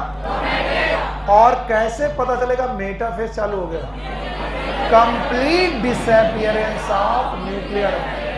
बेटा थोड़ा थोड़ा कहना सीख लो और उससे पिक्चर बनाना सीख लो, वरना ये सेल डिवीजन, सेल साइकिल आपके दिमाग में कभी भी कंफ्यूजन के साथ कभी भी रहेगा, हमेशा रहेगा, और कभी हटेगा नहीं। क्योंकि ऐसे इवेंट है, एक के बाद दूसरा इवेंट कब चालू हो जाता किसी को पता नहीं। तो तुम्हें एक बाउंड्री खुद बनानी पड़ेगी, कब तक प्रोफेज है, कब तक मेटाफेज है, फिर कब तक एनाफेज। तो तुम्हें खुद सीखना पड़ेगा। और ये कौन सिखाएगा, सुनील सर की एनसीईआरटी। हाँ, सुनील सर की बात माननी भी नहीं, गड़बड़ हो जाएगा। एनसीईआरटी कहती है कि prophase is marked bye condensation. और ये क्रोमेटिन क्या है, डीएनए कहां पर है, G1 S G2, वहां पर क्रोमोसोम नहीं है। थ्रेड हैं, कितने थ्रेड, 46, 46 के 46 थ्रेड कंडेंस होने लगे। तो यहाँ 46 क्रोमोसोम बने होंगे। यस, आप कितने झूठे हो सर, 3 बनाए, मेरे पास जगह नहीं है बेटा। अगर मुझे बनाने हो तो मैं कितने क्रोमोसोम बनाऊं, 46। ह्यूमन के पास कितने, 46, 46 के 46 क्रोमोसोम एक प्लेट में आ गए। और हर क्रोमोसोम में काइनेटोकोर, एक की दो सेंट्रोमियर, एक काइनेटोकोर 2, और उन काइनेटोकोर्स के साथ जुड़े हुए 46 धागे। कितने धागे, 46 धागे इधर, 46 धागे इधर। एक क्रोमोसोम में कितने धागे, 2, एक ऊपर वाले पोल से और एक नीचे वाले। नहीं आया तो कितने क्रोमोसोम, 46। अब यहां पेयर मत बोलना, माइटोसिस में क्रोमोसोम पेयर में कभी नहीं जोड़े जाते, दे ऑलवेज लिंक सिंगली, यानी कि हमेशा सिंगल क्रोमोसोम के स्पिंडल बनते हैं। तो यहां 23 पेयर बोले कि 46 क्रोमोसोम एक प्लेट पे आ गए। मान लीजिए अनियन होता और 16 क्रोमोसोम थे, तो 16 के 16 क्रोमोसोम प्लेट में आ जाते। यस और नो, नहीं सर हर बार 46 आएंगे, चाहे अनियन हो चाहे ह्यूमन हो, ऐसा होगा। और हर क्रोमोसोम में बनने लगे स्पिंडल, और ये स्पिंडल पहले क्या कहलाते थे, एस्टर। आज एस्टर कहलाएंगे कि जुड़ गए, और इसीलिए क्या बोलेंगे, स्पिंडल। और जो फैला हुआ मटेरियल था, कौन फैल गया था, क्रोमोसोम। कहां फैल गए थे, क्या उन्हें लाया गया, किस प्लेट में, मेटाफेज। मेटाफेज। टाइम काफी हो गया, आगे सुनो, आगे बढ़े। चलो अब क्या मैं एनाफेज के पॉइंट लिखूंगा, बता पाओगे, सॉरी मेटाफेज के पॉइंट लिखूंगा, बता पाओगे। चलो भाई, प्रोफेज के पॉइंट तो लिख दिए थे, अब मेटाफेज के पॉइंट लिखो। पहला पॉइंट, कंप्लीट डिसअपियरेंस। हाँ, कंप्लीट डिसअपियरेंस किसका? Of nuclear membrane. आज जब तक बेटा टेलोफेज खत्म ना हो जाए, आप लोग ये नहीं बोलेंगे 1:30 बज गए। आज मैं इस अवस्था में नहीं हूं कि बीच में छोड़ दूं, वरना फिर से यहीं से पढ़ाना पड़ेगा। दूसरा बोलो, एस्टर बना कि स्पिंडल? स्पिंडल फॉर्मेशन हुआ? बताओ, क्रोमोसोम स्प्रेड थ्रू। हाँ, क्रोमोसोम पहले स्प्रेड थे, स्प्रेड थ्रू साइटोप्लाज्म। अब बताओ, इसको बड़ा करो। स्पिंडल फॉर्मेशन के दौरान, यस, क्रोमोसोम में क्या फाइबर? Spindle fibre. कैसे? यानी every chromosome have how many kinetochore? Chromosome 2 kinetochore, और इन 2 काइनेटोकोर पर एक तरफ से फाइबर की, दोनों तरफ से, दोनों। ये है मेटाफेज। मेटाफेज का क्रोमोसोम थिकेस्ट कैसा? शॉर्टेस्ट कैसा? Shortest. Why shortest? Maximum condensation, minimum की मैक्सिमम। और अगर मैक्सिमम कंडेंसेशन है तो बेटा लॉन्गेस्ट की शॉर्टेस्ट, शॉर्टेस्ट, थिकेस्ट। और मॉर्फोलॉजी में बेस्ट। अगर आपको क्रोमोसोम की मॉर्फोलॉजी देखनी है, किस तरह से देखनी है? हाँ, अपने मेटाफेज में 2 पॉइंट क्या लिखे हैं, पढ़ो। एनसीईआरटी कम, एनसीईआरटी लाओ, ताकि ये ना हो कि सर आपने पढ़ाया नहीं था। मेटाफेज के 2 point, a spindle fibre attach to kinetochore of chromosome. Chromosome are moved to spindle equator and get aligned along the metaphase plate through spindle fiber to both poles। बताओ इस प्लेट का नाम क्या होगा? मेटाफेज। तो पहले जो स्प्रेड थे वो स्प्रेड रहेंगे कि प्लेट में आएंगे? एंड कहां गया स्प्रेड? देखा, they are in metaphasic plate. अब कुछ लोगों को ये नहीं समझ में आ रहा हो कि प्लेट में कैसे है। कौन लेके आया? पहले न्यूक्लियस का मटेरियल फैल गया था, कहां गया था? साइटोप्लाज्म। साइटोप्लाज्म में गया था, और साइटोप्लाज्म में जाने के बाद उसमें कौन अटैच हुआ? स्पिंडल। कहां पर? काइनेटोकोर। और उन्हें कहां लेकर आए? बीच में, इक्वेटर में लाए। न्यूक्लियस के इक्वेटर में कि सेल के? और जब इक्वेटर में आ गया तो इस प्लेट का नाम क्या रखा गया? Metaphase plate. फिर से बोलो। नाउ मेटाफेज प्लेट के बाद आता है anaphase, and the anaphase is known as up stage. और अप स्टेज क्यों बोलते हैं उसका कारण सुनो। फर्स्ट स्टेज कौन सी थी? प्रोफेज थी। Second stage metaphase. Second stage के बाद आई anaphase, that is known as up stage. ध्यान से देखिएगा, और अगर आप मुझे बताते जाएंगे तो इसका मतलब आप मेरे साथ हैं, नहीं तो आप केवल सुन रहे, सीख नहीं रहे। बताइए, मैं न्यूक्लियस बनाऊं, कब अपीयर डिसअपीयर हो गया? अभी क्रोमोसोम कहां पर हैं? सेंटर प्लेट में है। 2 ही हैं कि 46? क्या यहां पर फाइबर बन चुका है? बताओ, यहां काइनेटोकोर है? बताइए, ये किसका न्यूक्लियस है? मेटाफेज। तो मेटाफेज की सेल है, न्यूक्लियस तो गायब ही हो चुका है। अब आई anaphase. Anaphase is marked by, सुनना, anaphase is splitting of chromosome. नहीं समझ में आया? हाँ, अब सोचो, मैं एक क्रोमोसोम हूं, मेरे पास एक हाथ और एक पैर को एक क्रोमैटिड मानो, एक क्रोमैटिड। दूसरे हाथ और दूसरे पैर को दूसरा क्रोमैटिड मानो, और मुझे यहां से बांधो। यहां पर कौन सी है? काइनेटोकोर। फिर से बोलो। और मुझे यहां से बांधो, इधर से भी क्या है? काइनेटोकोर। और दोनों तरफ से खींचना चालू करो। अगर इक्वल फोर्स लगा, क्या लगा? तो I will bifurcate by the centromere. किससे टूट जाएगा? सेंट्रो। और सेंट्रोमियर से टूटा तो एक क्रोमोसोम कितने भाग में डिवाइड होगा? 2। और दोनों के दोनों पार्ट जाने लगेंगे पोल की तरफ। किसकी तरफ? पोल की तरफ जाना, ऊपर जाना है। ऊपर जाना मतलब आप स्टेज। सर हमको बिल्कुल समझ में नहीं आया। इसलिए इसको समझाने का बेस्ट वे है कि आप एक इमेजिनरी लाइन खींचो जिसका नाम है मेटाफेजिक प्लेट। कौन सी प्लेट?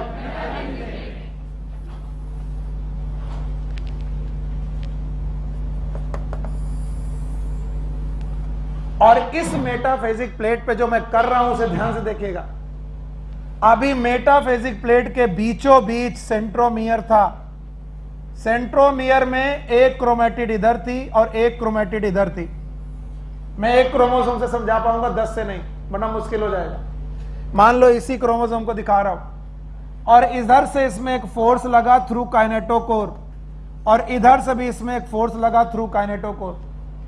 जैसे ही काइनेटोकोर में फोर्स लगा, इसने क्रोमेटिड को खींचना चालू किया और क्रोमेटिड कहां से जुड़ी थी? सेंट्रोमियर। सेंट्रोमियर स्प्लिट हो गया। सेंट्रोमियर। और जैसे ही सेंट्रोमियर स्प्लिट हुआ, ये 2 भागों में विभक्त हुआ, लाइक दिस। अभी भी दोनों क्रोमेटिड आपस में जुड़े हुए हैं, लेकिन सेंट्रोमियर एक से कितने हो गए? 2। हाँ, ये वाला पोर्शन जैसे ही हमने खींचा, ऐसे खींचा, ये क्रोमेटिड आपस में जुड़ी रही और क्या बाहर निकल गया? सेंट्रोमियर। क्या बाहर निकला? थोड़ा और खींचा गया इसे, कि और खींचा गया। जैसे और खींचा गया, सेंट्रोमियर और ऊपर जाने लगा। दोनों क्रोमेटिड का सेंट्रोमियर और ऊपर जाने लगा। और सेंट्रोमियर जब और ऊपर जाने लगा, ये खिंचाव बढ़ता रहा, बढ़ता रहा। अब सुनो, ये एक क्रोमोसोम था। यहां ध्यान से सुनना, यहां आधे लोग लुढ़क जाएंगे। ये एक क्रोमोसोम था जो ओरिजिनल अमाउंट में था कि डबल में?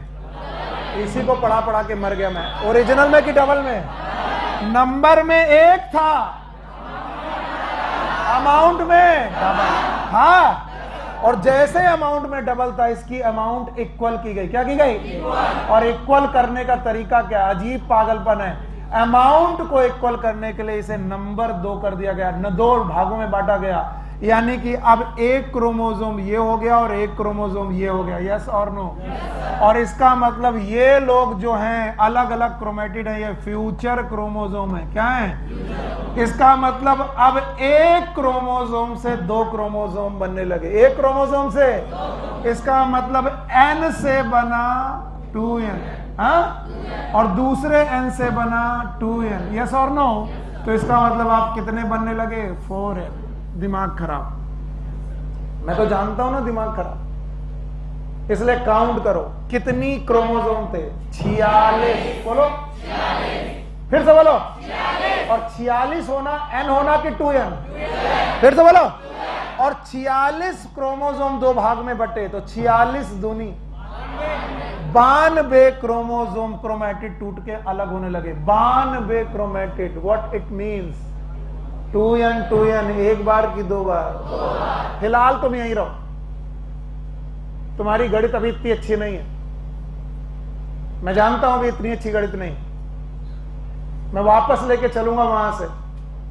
बताओ, एक क्रोमोसोम में स्प्लिटिंग हुई, स्प्लिटिंग में क्रोमोसोम ऊपर जाने लगे और कुछ देर बाद ये मेटाफेजिक प्लेट को ऊपर जा करके निकल भी गए, पोल की तरफ चले गए। और जैसे ही ये पोल की तरफ जाने लगे मेटाफेजिक प्लेट को छोड़कर, हमने कहा एनाफेज कंप्लीट। कौन सी फेज कंप्लीट? कौन सी चालू? टीलो। कब छूटा? कौन छूटा? ये प्लेट का नाम बताओ। Metaphasic plate. और ये एक क्रोमोसोम की छूटी की 46 के 46। और हर एक क्रोमोसोम कितने भाग में टूटा? 2। तो बताओ, एक क्रोमोसोम से फ्यूचर के कितने क्रोमोसोम बनने लगे? 2। तो अगर 2 क्रोमोसोम होते तो 46 होते तो, यानी 46 ऊपर 46। कसम से सर बिल्कुल समझ में नहीं आ रहा। मम्मी कसम बिल्कुल समझ में नहीं आ रहा, बिल्कुल नहीं आ रहा। इसीलिए जीवन से लेकर यहां तक तुम्हें लाना ही लाना है, और मैं इसको सिखा लूंगा, चिंता मत करो। एनाफेज तक केवल मुझे बताओ क्या हुआ। एनाफेज तक में, एना में इस स्टेज का नाम क्या है? आप स्टेज। फिर से बोलो, पक्का? चलो मेरे बच्चे ध्यान सुनना, ध्यान सुनना। अगर तुम यहां तक पहुंचा गए तो मैं तुम्हारे लिए बिल्कुल समझ लो एक ना एक दिन चॉकलेट जरूर खिलाऊंगा। यहां तक अगर पहुंचा गए, आज बहुत मेहनत की है तुमने। बताओ, आप स्टेज है, क्रोमोसोम मेटाफेज में आए, मेटाफेज में आने के बाद स्पिंडल कॉन्ट्रैक्शन चालू हुआ। एनाफेज की शुरुआत है splitting of centromere, splitting of centromere, it is a start of anaphase. और जैसे ही एक क्रोमोसोम दो भागों में टूटा, बताओ एक क्रोमोसोम से कितने बनने लगे? दो। फ्यूचर के दो क्रोमोसोम, यानी फ्यूचर का जो दो क्रोमोसोम होगा वो नंबर में तो इसके रेस्पेक्ट में डबल हो गया होगा, और अमाउंट में हाफ नहीं आया। और जो अमाउंट में हाफ हुआ होगा वो जीवन के रेस्पेक्ट में इक्वल, क्योंकि जीवन से क्रोमोसोम आते आते इक्वल हुआ था कि डबल? भैया ओ बॉर्न, एनसीईआरटी में ना समझ में आएगा, इधर देखते रहो। हो सकता है इसकी 2 क्लासेस मुझे अपनी खर्च करनी पड़े, मैं तैयार हूं।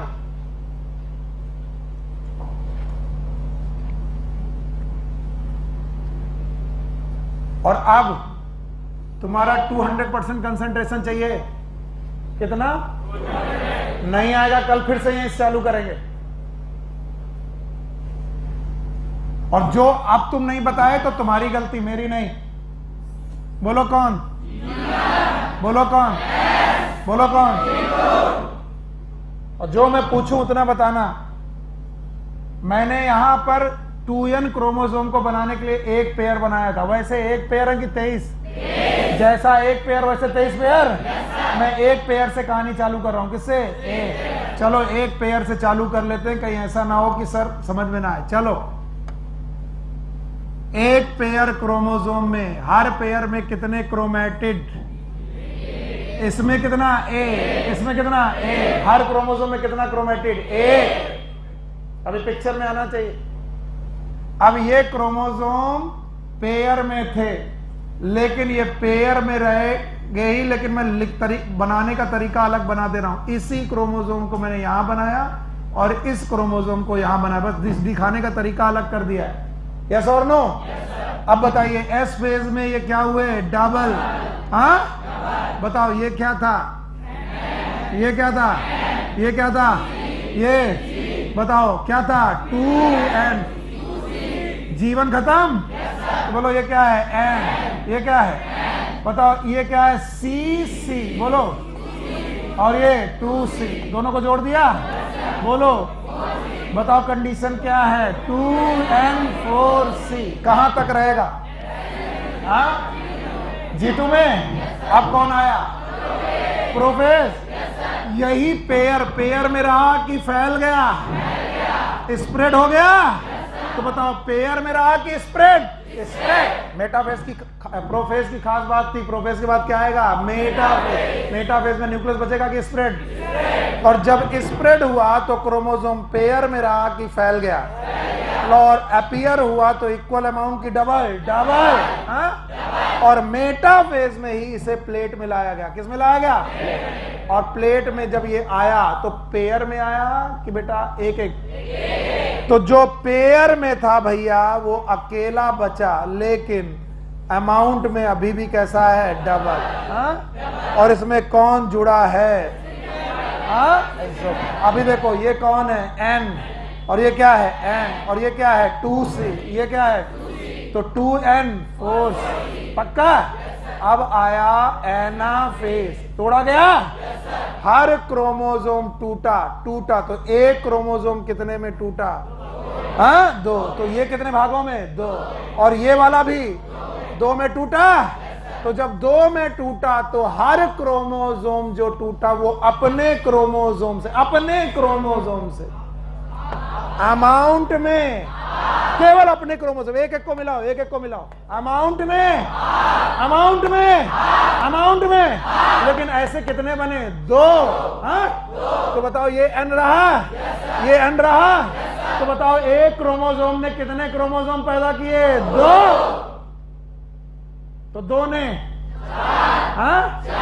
इसका मतलब हर पेयर ने एक पेयर पैदा किया। तो 2n ने कितने? 4n। जो आगे चल के 2n अलग 2n अलग नहीं आया। एनाफेज इसीलिए सबसे खतरनाक स्टेज है, क्योंकि एनाफेज में आते आते आपके पास जो क्रोमोसोम है वो n इधर चले गए अभी और n दूसरे पोल में चले गए। तो बताइए अमाउंट ओवरऑल अभी भी देखो, पोल को देखने की कोशिश करो, ये मेटाफेजिक प्लेट थी। अब उन्हीं 2 क्रोमोसोम को दिखा रहा हूं मैं, जिन 2 क्रोमोसोम के साथ रहा हूं, ये मेटाफेजिक प्लेट को छोड़ चुके हैं। और अगर मेटाफेजिक प्लेट को छोड़ चुके हैं तो आज इनका एग्जिस्टेंस अलग क्रोमोसोम की तरह है। यस और नो? बताइए ये कितना है? n। ये कितना है? n। ये कितना है? n। ये कितना है? ये कितना है? c। ये c। ये c। ये तो बताओ टोटल कितना? 4c। और ये एक इमेजिनरी लाइन है, ये सेल नहीं है, क्या है? इमेजिनरी। तो बताओ s के रेस्पेक्ट में एनाफेज अमाउंट में सेम गए तो बेटा अमाउंट में कैसे? यहां पर क्या था? 2n4c। यहां पर 2n4c। यहां पर भी 4c तो है, लेकिन n क्या आ गया? 4। अकेली एनाफेज एक ऐसी स्टेज है जहां पर नंबर डबल हुआ। किसके रेस्पेक्ट? एस के रेस्पेक्ट में नंबर डबल हुआ, और जीवन के रेस्पेक्ट में भी नंबर डबल हुआ, क्योंकि अभी तक नंबर डबल नहीं हुआ। अब कुछ लोगों की अब बत्ती जली होगी, कुछ तो बता रहा है यार ये, बाकी लोग यस सर बोल रहे हैं, पता नहीं क्या हो रहा है। भाइयों बहनों तुम समझ ही नहीं पाए, एक क्रोमोसोम ने अपने आप को कितने पार्ट में तोड़ा? 2। अमाउंट हाफ करके उसने नंबर डबल किए। अजीब घटना है ये, दुर्घटना कह लो, कि अमाउंट हाफ करने के चक्कर में आपने नंबर डबल कर दिया। नहीं आया? आया? तो बताओ एनाफेज एक ऐसी स्टेज है जहां पर नंबर और अमाउंट भी किसके रेस्पेक्ट में? जी। नंबर वहां कितना था? 2n 2c। नंबर डबल और अमाउंट भी। और जरा एस फेज के रेस्पेक्ट में नंबर डबल अमाउंट से मरोगे जिस दिन मैंने क्वेश्चन बनाया, मैं बता रहा हूं। और उसी दिन तो मुझे गालियां दोगे कि पढ़ाता लिखाता कुछ है नहीं, पूछ लेता है इधर उधर, और मैं मर के पढ़ा रहा हूं। फिर से लो, आखिरी 5% लोग जो अब जागे हैं, भाइयों बहनों, जिन लोगों को बार बार आ रहा है, प्लीज वो बोर ना हो। इन बेवकूफों के लिए एक बार और करिए। यस, ये वाला फेज, ये वाला बताओ इसका नाम, इसका नाम, इसका। अभी तक हम लोग कहां पहुंच चुके हैं? एनाफेज। कहां नहीं पहुंचे? पहुंच जाएंगे, चिंता मत कर। यहां तक पहुंचना है। और मेरे बच्चे मेहनत दोनों लोग कर रहे हैं, इसलिए ध्यान से चलो पेयर ऐसे बना देते हैं अब की बार, क्योंकि हमें ऐसे ही बनाना है। बताओ ये क्या है? ये क्या है? ये क्या है? ये क्या है? बोलो कंडीशन। 2n 2c। नंबर में 2n है, अमाउंट में एस फेज आया। बताओ अमाउंट डबल, अमाउंट। इस क्रोमोसोम ने अपने आप को डबल किया, इसने भी डबल किया। गुस्सा है? बताइए n है, ये भी n है। कुछ लोग बोलेंगे n कैसे, डबल तो हो गया। अबे नंबर 1, ये भी नंबर। अभी सुनील सर आधे हैं और अभी सुनील सर 2 हो गए। अभी भी नंबर 1, अभी भी नंबर 1, अमाउंट डबल। बताओ ये क्या हुआ? 2n, लेकिन अमाउंट c। बोलो 2n 4c। यही कंडीशन कहां पर? 2n 4c कहां? G2। फिर क्या आई? प्रोफेज। मम्मी का समय पूरा ध्यान लगाओ, मम्मी आज बहुत उड़ाएंगे तुमको। बोलो प्रोफेज में 2n 4c आया। और बेटा न्यूक्लियस डिसअपियर होने लगा। मान लो न्यूक्लियस डिसअपियर हो गया तो ये क्रोमोसोम पेयर में रह के स्प्रेड हो गए, और अगर स्प्रेड हो गया है तो बताओ जोड़ा रहा कि बिछड़ गया? हाँ, जोड़ा बिछड़ गया। ये जोड़ा बिछड़ा कहां? प्रोफेज के अंत में, मेटाफेज की शुरुआत, और इस जोड़े को प्लेट में लाया गया। जोड़े के रूप में कि अलग अलग? अलग अलग, हाँ, अलग अलग लाया गया। तो सर यहां पर जो लोग पेयर में थे वो पेयर में रह के स्प्रेड हो गए, और स्प्रेड हो करके अलग अलग आ गए। आज भी ये एन है, ये क्या है? एन। आज भी ये सी सी, तो ये क्या है? 2C, और ये 2C। अगर जोड़े तो क्या है? 2N4C। तो मैं मेटाफेज तक आते आते 2N4C लिखता हूं। और अब अपनी जिंदगी का सबसे कठिन क्वेश्चन सॉल्व करने जा रहे हो। कर दिया तो हीरो, नहीं तो जीरो। बताओ, जीवन में 2N4C, एस में, G2 में, प्रोफेज में, मेटाफेज में, पक्का? और जैसे एनाफेज आई, हर क्रोमोसोम ये वाला, बताओ, टूट गया, और टूट करके मेटाफेजिक प्लेट से अलग होने लगा। और अगर होने लगा तो हर एक क्रोमोसोम ने फ्यूचर के कितने क्रोमोसोम पैदा कर? दो पैदा किए। तो बताओ, जो 2 क्रोमोसोम पैदा किए उस हर क्रोमोसोम में amount C, amount C, amount C, amount, और इसका नंबर N, इसका नंबर N, इसका नंबर, इसका नंबर। और इसलिए आज एक कोशिका में चारों साथ रह रहे। तो कोशिका में न्यूक्लियस बना तो एक कोशिका में पूछा जाएगा, क्योंकि न्यूक्लियस अभी नहीं है। न्यूक्लियर मेम्ब्रेन कहां डिसअपियर होगी? मेटाफेज, और अभी तक रीअपियर। तो एक कोशिका में कितने लोग? 4N और 4C।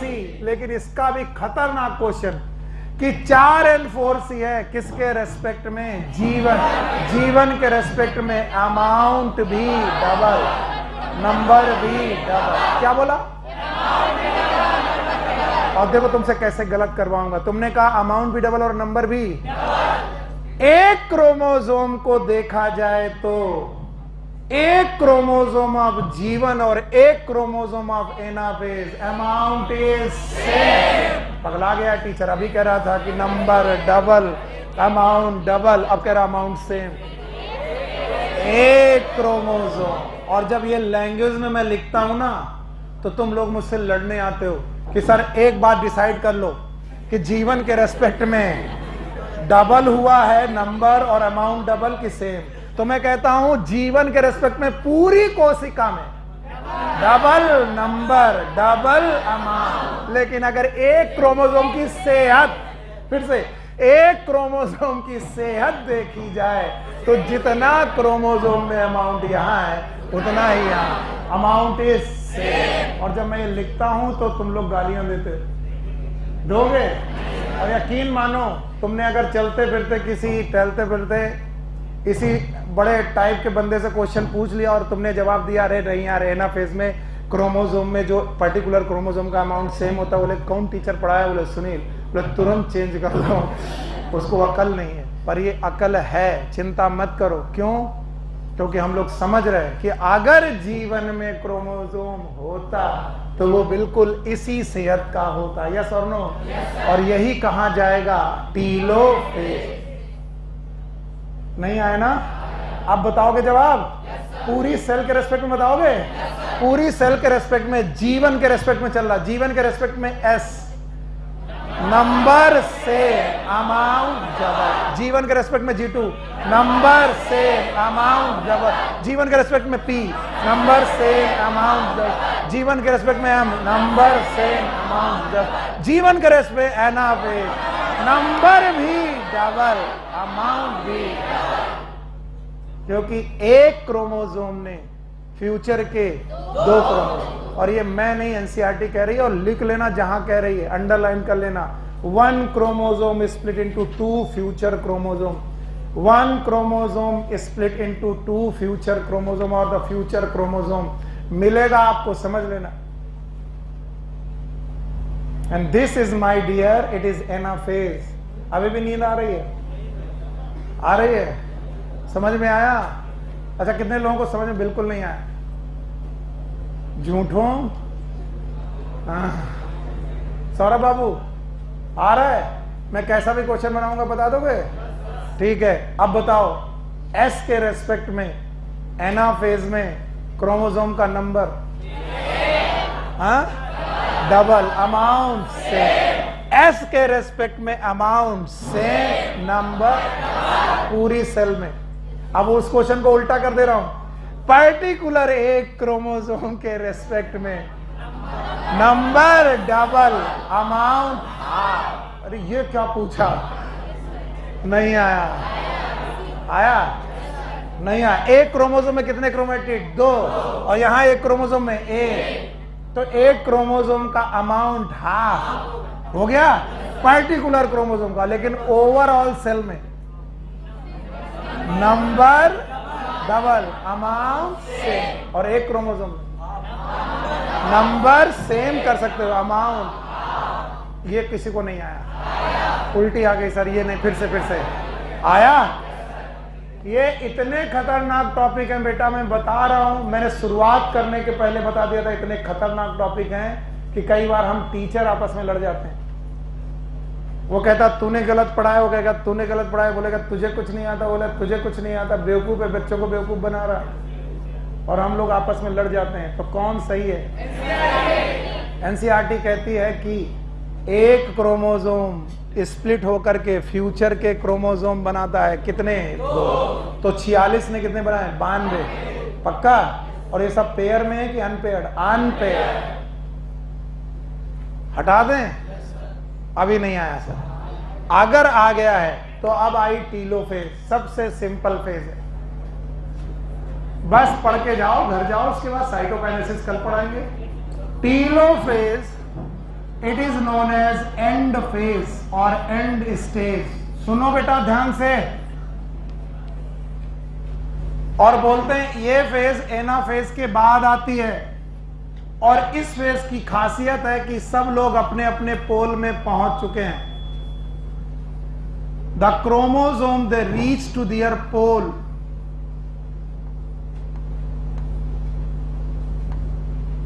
वो जो स्प्लिट हुए क्रोमोसोम थे वो अपने पोल पे पहुंच चुके हैं, और इनका स्पिंडल टूटने लगा है। It is mark bye dissolution of spindle. Telophase is mark bye dissolution of spindle.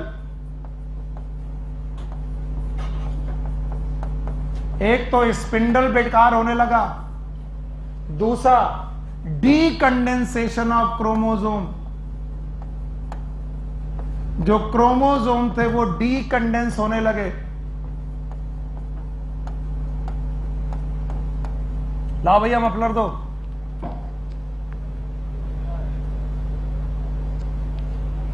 बताओ बिटिया, पकड़ो, बताइए। जब ये हो रहा था तो ये क्या था? कंडेंसेशन हो रहा था। ये कब हुआ था? और क्रोमोसोम बन चुके थे। अब क्रोमोसोम बनना खत्म हो गया। बताओ ये कंडेंसेशन की डीकंडेंस? अगर डीकंडेंसेशन होने लगा तो क्रोमोसोम बनेगा कि क्रोमैटिन? क्रोमैटिन। तो appearance of chromatin again, reappearance. Again का मतलब होता है reappearance. Reappearance of chromatin. Chromatin फिर से बनने लगी, और जैसे ही क्रोमैटिन बनने लगी दोस्तों, ये कुछ सीन ऐसा आया, और इसमें न्यूक्लियर मेम्ब्रेन रीअपीयर होने लगी। सॉरी, न्यूक्लियर मेम्ब्रेन रीअपीयर होने लगी, और न्यूक्लियर मेम्ब्रेन दोनों पोल पर के क्रोमैटिन, यहां पर डीकंडेंसेशन ऑफ क्रोमैटिन होने लगा।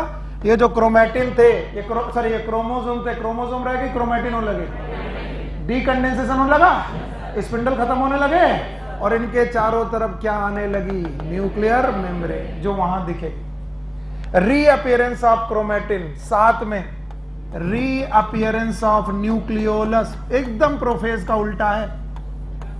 न्यूक्लियोलस रीअपीयर होगा। और बताओ क्या रीअपीयर होगा? Golgi body. बोलो क्या? Golgi body. और क्या? रीअपीयर हो गए। अब बताओ एक कोशिका में कितने न्यूक्लियस? 2। क्या हो चुका है? कैरियोकाइनेसिस। और एक सेल में 2 न्यूक्लियस हो चुके हैं और दोनों न्यूक्लियस में कितने क्रोमोसोम?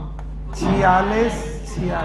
भूले नहीं हो तो 2n2c 2n2c। सर अभी नहीं समझ में आया, फिर से बताएं। तो बताओ 2n2c में अब क्या डाल दी जाए? Cell wall. तो बताओ एक सेल से कितनी सेल? 2। सेल वॉल का डालना इट इज कैरियोकाइनेसिस की साइटोकाइनेसिस। तो आज साइटोकाइनेसिस चलें कि बस बताओ चारों फेज अलग अलग बता दोगे? चारों फोर को मार्क कर दो, फिर घर जाओ। मार्क कर दो। प्रोफेज का मार्क, कंडेंसेशन ऑफ क्रोमैटिन। पक्का? Disappearance of nuclear membrane. Prophase शुरू है पूरी तरीके से disappearance. Splitting of centromere, reappearance and decondensation of telophase. और क्रोमोसोम याद कर पाओगे? जल्दीबाजी नहीं। ना सर प्लीज, ना करो प्लीज। ये कौन? जीवन एस जी। बेटा टीलोफेज रह गया है। एनाफेज की चीजें टीलोफेज में भी हैं, लेकिन यहां पर 2 न्यूक्लियस आ चुके हैं। कितने? तो जो एनाफेज में है वो टीलोफेज में, एक्सेप्ट वहां पर कितने न्यूक्लियस आ चुके हैं? 2। तो एक न्यूक्लियस के रेस्पेक्ट में जीवन करोगे तो जीवन और 1 nucleus of telophase is same, otherwise it is like anaphase. किसी को मतलब ही नहीं, वो अपने बतिया रहा है। लो बेटा, लो ना। तुम्हें ऐसा लग रहा है जैसे एग्जाम मुझे देना है और तुम मुझे पढ़ा रहे हो। जो हम कह रहे नहीं सर पढ़ा दो, प्लीज पढ़ा दो। नहीं, तुमको जाने दो। देखो बेटा, जिसको जाना है गेट आधा खोले, बिना डिस्टर्ब किए निकल जाए। बाकी मेरे बच्चे 5 मिनट और 5 मिनट में जिंदगी बन भी सकती है। जानवी इतना काहे तकलीफ है? काहे की क्लास है? कहां पर बजे क्लास? जाओ कल फिर पढ़ना। Take care. अरे यार जिस तरीके का तुम लोग व्यवहार करते हो ना, कल फिर से